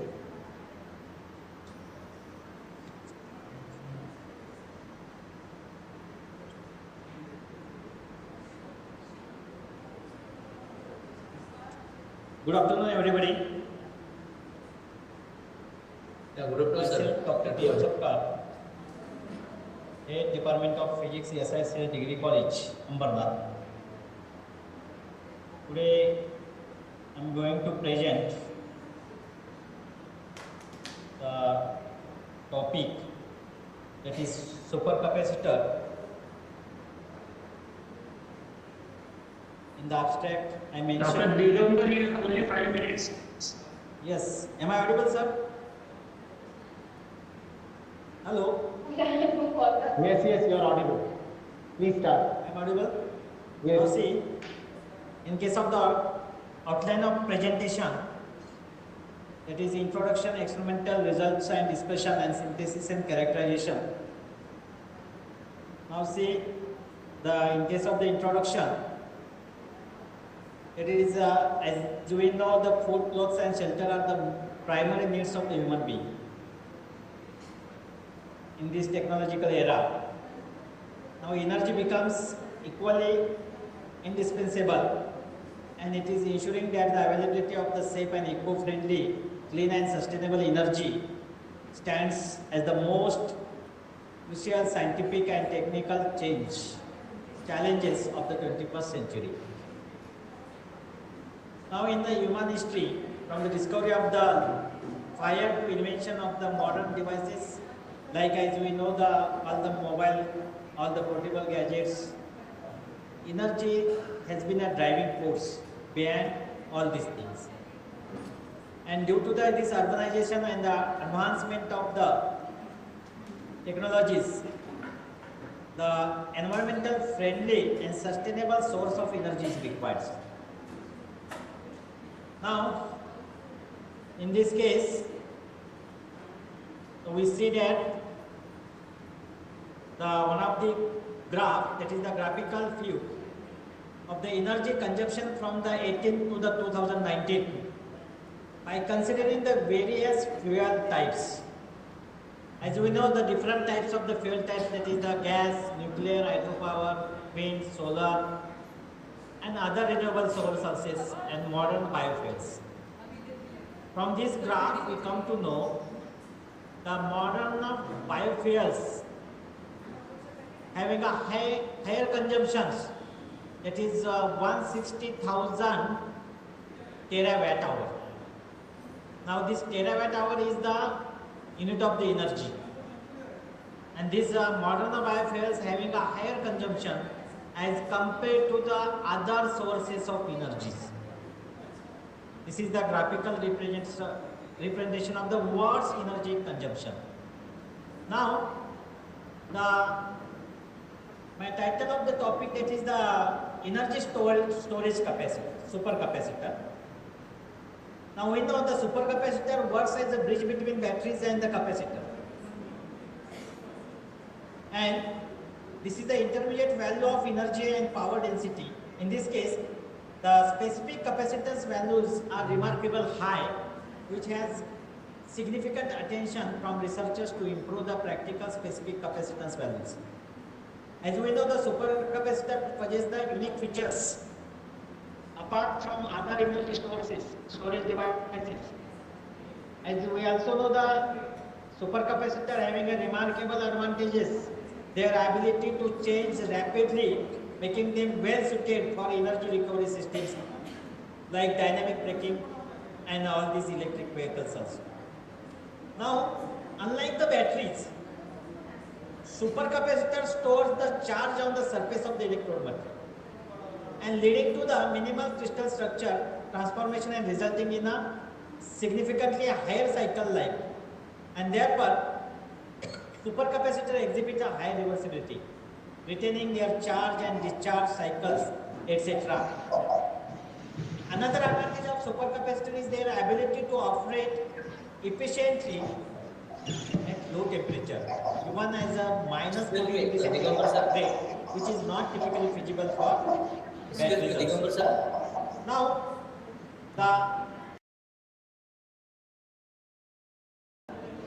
we got plot represent the power and energy densities of different energy devices. Now, Dr. Digambar, your time is over. Energy storage, there are various devices which are such as superconducting magnetic energy storages, that is SMES, electrolytic capacitors and the film capacitors also. From this graphical representation, the energy and power densities of different energy devices are shown. That is batteries, SMS, private supercapacitors, electrolytic capacitors, and the field capacitors. Your time is up. Now next, from this graph, here we can show the advantage and disadvantage of the energy storage technology. As compared to the battery, supercapacitor have a remarkable ability to handle the high power leads from this graph. So your time is up. That is they can deliver the power at much faster rates, providing from the hundreds to even thousands of times. So can you start the presentation?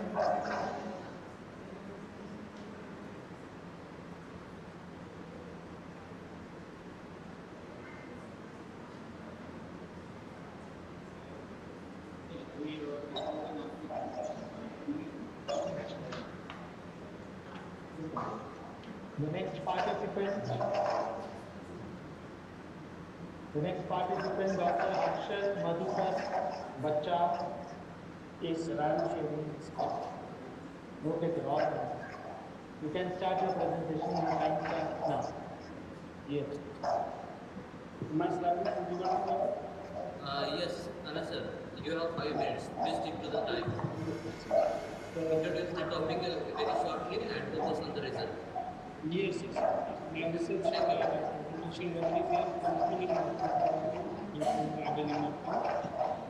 the last 2 years, we have seen that in the newspapers and in the media channels, news are flashing after the Ganpati Visarjan and after the Durga Puja Visarjans, that is the pollution and their side effects. So my work is on that. So water and it is already mentioned in the Vedas and everywhere, the importance of not wasting the time here. So going to the direct part, there are 6 points which positively water pollution, that is sewage, water, marine, dumping, industrial, and these all are man-made pollutions. Apart from this, that is the additional one is, that is the one second. So my slide is I think not moving. Yes, now it's moving, sir? Yes. Yes. Hello?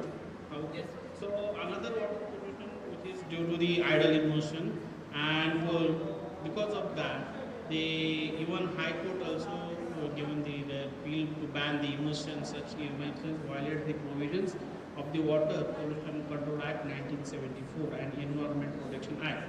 But you can see when we welcome our Bappa, that is the Agle Baras to Jaldi Aja, to come in the next year early, and after when the air resonance with this Christ once every year, and after the pujas and everywhere, and after the send off after the 10 days, no one can see the situation, what happens there, and the idols laying here and there. So symbolic of nothing is permanent in this mortal world, and the Visarjan leaves behind a lasting impact on the water bodies where the idols are immersed. So with each passing season, the adverse environmental effect of idol immersion on water bodies and the ecology of surrounding areas are worsening at the alarming rate. And this year also the same. You can see here, that is the news, it is highlighted that more mercy for the Aligning River. More than 15,000 Ganesh idols immersed in the Gomti River. Flowers thrown in the rivers decreases the oxygen level.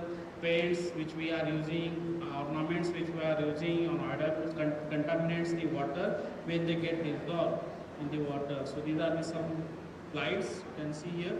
So now the more the colorful the idol, the more harm it will cause.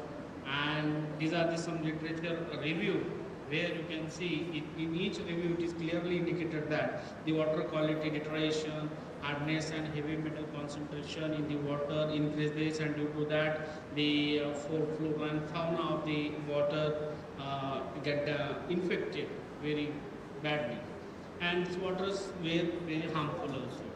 So we know that is the Ganesha idols or any other idols, not I am particularly the Ganesha and Durga Puja, but any idol which are made from the plaster of POP, that is the plaster of Paris, and plastics and cements, even the decoration with the paints which have the toxic heavy deterrents, decorations and flowers, they deteriorate the water. So we have done the work. We have collected the samples after the Ganesh Visarjan from our local bodies and from the locations in the Ambernath and Badlapur city. And during these samples were in the afternoon period we have collected, and we have seen that. You can see here when we have collected the samples, you can see that the result, the pH before and after, how much is increased. COD level is increased again. VOD level is you can see that is which is very important. That is the hardness of the water from 360, which is already very hard, but after the resurgence of the POP idols, it get increased, rise to 790.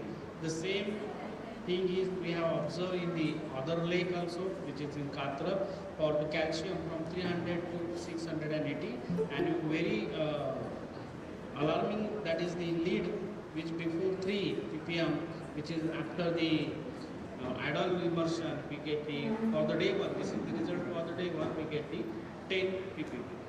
Okay.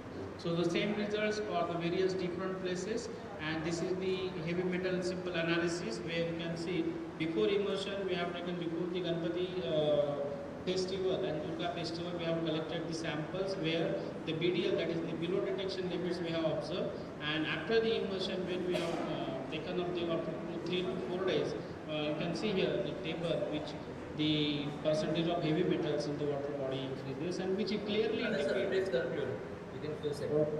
Okay.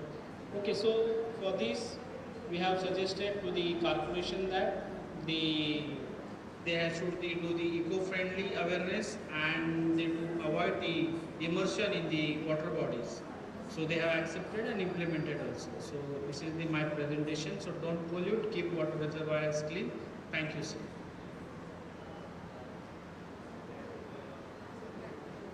Yes, sir.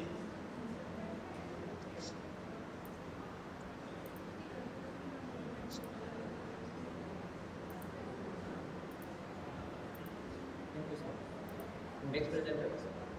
Sir, can I start? Sir, can I start? I'm audible? Yeah. I'm audible and my slides are moving? Yeah, everything is fine. You have 5 minutes. Please stick to the time. Introduce your topic very shortly and focus on the result. Okay.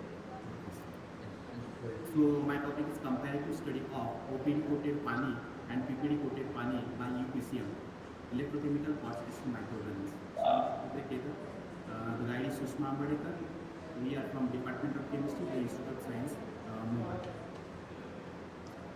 So objective of the presentation to compare the preparation of two polymers, that is POPD and PPPD, and the technicals is the UPCM. Hypothesis is that we are preparing the polymers, those are ICPs, that is intrinsically conducting polymers. So this is our hypothesis, as well as to develop a research methodology to prepare these ICPs and to compare them with the help of the UPCM. So in short, our outline, we use the electrochemical quartz crystal microbalance, which works on piezoelectric effect, which determines the small changes in mass. This quartz crystal is coated with the gold, and the solid state reactions which are occurred on its surface can be determined. The small changes in mass is directly or inversely proportional to the change in the resonant frequency. This resonant frequency, when the alternating voltage is applied to the quartz crystal, the vibrations are created into the crystal, and which is responsible for the reaction which occur on the surface of the quartz crystal. So here we prepare the POPD as well as the PPPD by the UPCM, that is quartz crystal microbalance. The change in the mass during this reaction, that is delta M, is calculated by using the Sorbury equation, and the results are characterized by UV visible spectroscopy and atomic force microscopy. So basically, we prepare first the aniline is coated, that is pani is coated for its 10 segments for the. So your time is up. Time limit is over. Sir, 1 minute only. So this is my pani film on which we are coated this PPPD and POPD. So these are the results of OPD. That is when we use the monomer concentration from 1.25 to 20. So this is the mass deposited, as well as for the PPPD. This is the monomer concentration used and the polymer deposited. And here we found that the dissolution of mass is taking place. So this is the curve where the concentration of monomer used and the mass which is deposited. While here in case of PPPD, as the concentration of monomer used, the mass is dissolved. So these are our results. We are characterized by AFM. So this is our OPD, that is POPD, while this is the PPPD, the morphology is found from the AFM. So this is a very good result actually we found when the high pixel image is found for this OPD. So we found that the hexagonal sheets are there, which indicates that our polymer is completely developed as a perpendicular to this. And these are the UV visible spectroscopic results for the monomer of PPD. Last slide, sir, here. The conclusions are here. So how the mass changes, this mass increases, here mass decreases for PPPD, while the color in UV visual spectroscopy we found that this is orange in color, this is pink in color, while the AFM we found that they are perpendicular to each other. These are the references. Thank you very much. Any questions, sir? Thank you. Any question from the participant? I think no question. Thank you, sir. Thank you. Okay, next we have, the next participant is Mr. Shyam Kedar. Mr. Shyam Kedar. Excuse me, sir. He already delivered. I just presented. Yeah. Okay, okay. The next one. Miss. Okay. All the best, Pooja Jadhav, ma'am. You can start your presentation.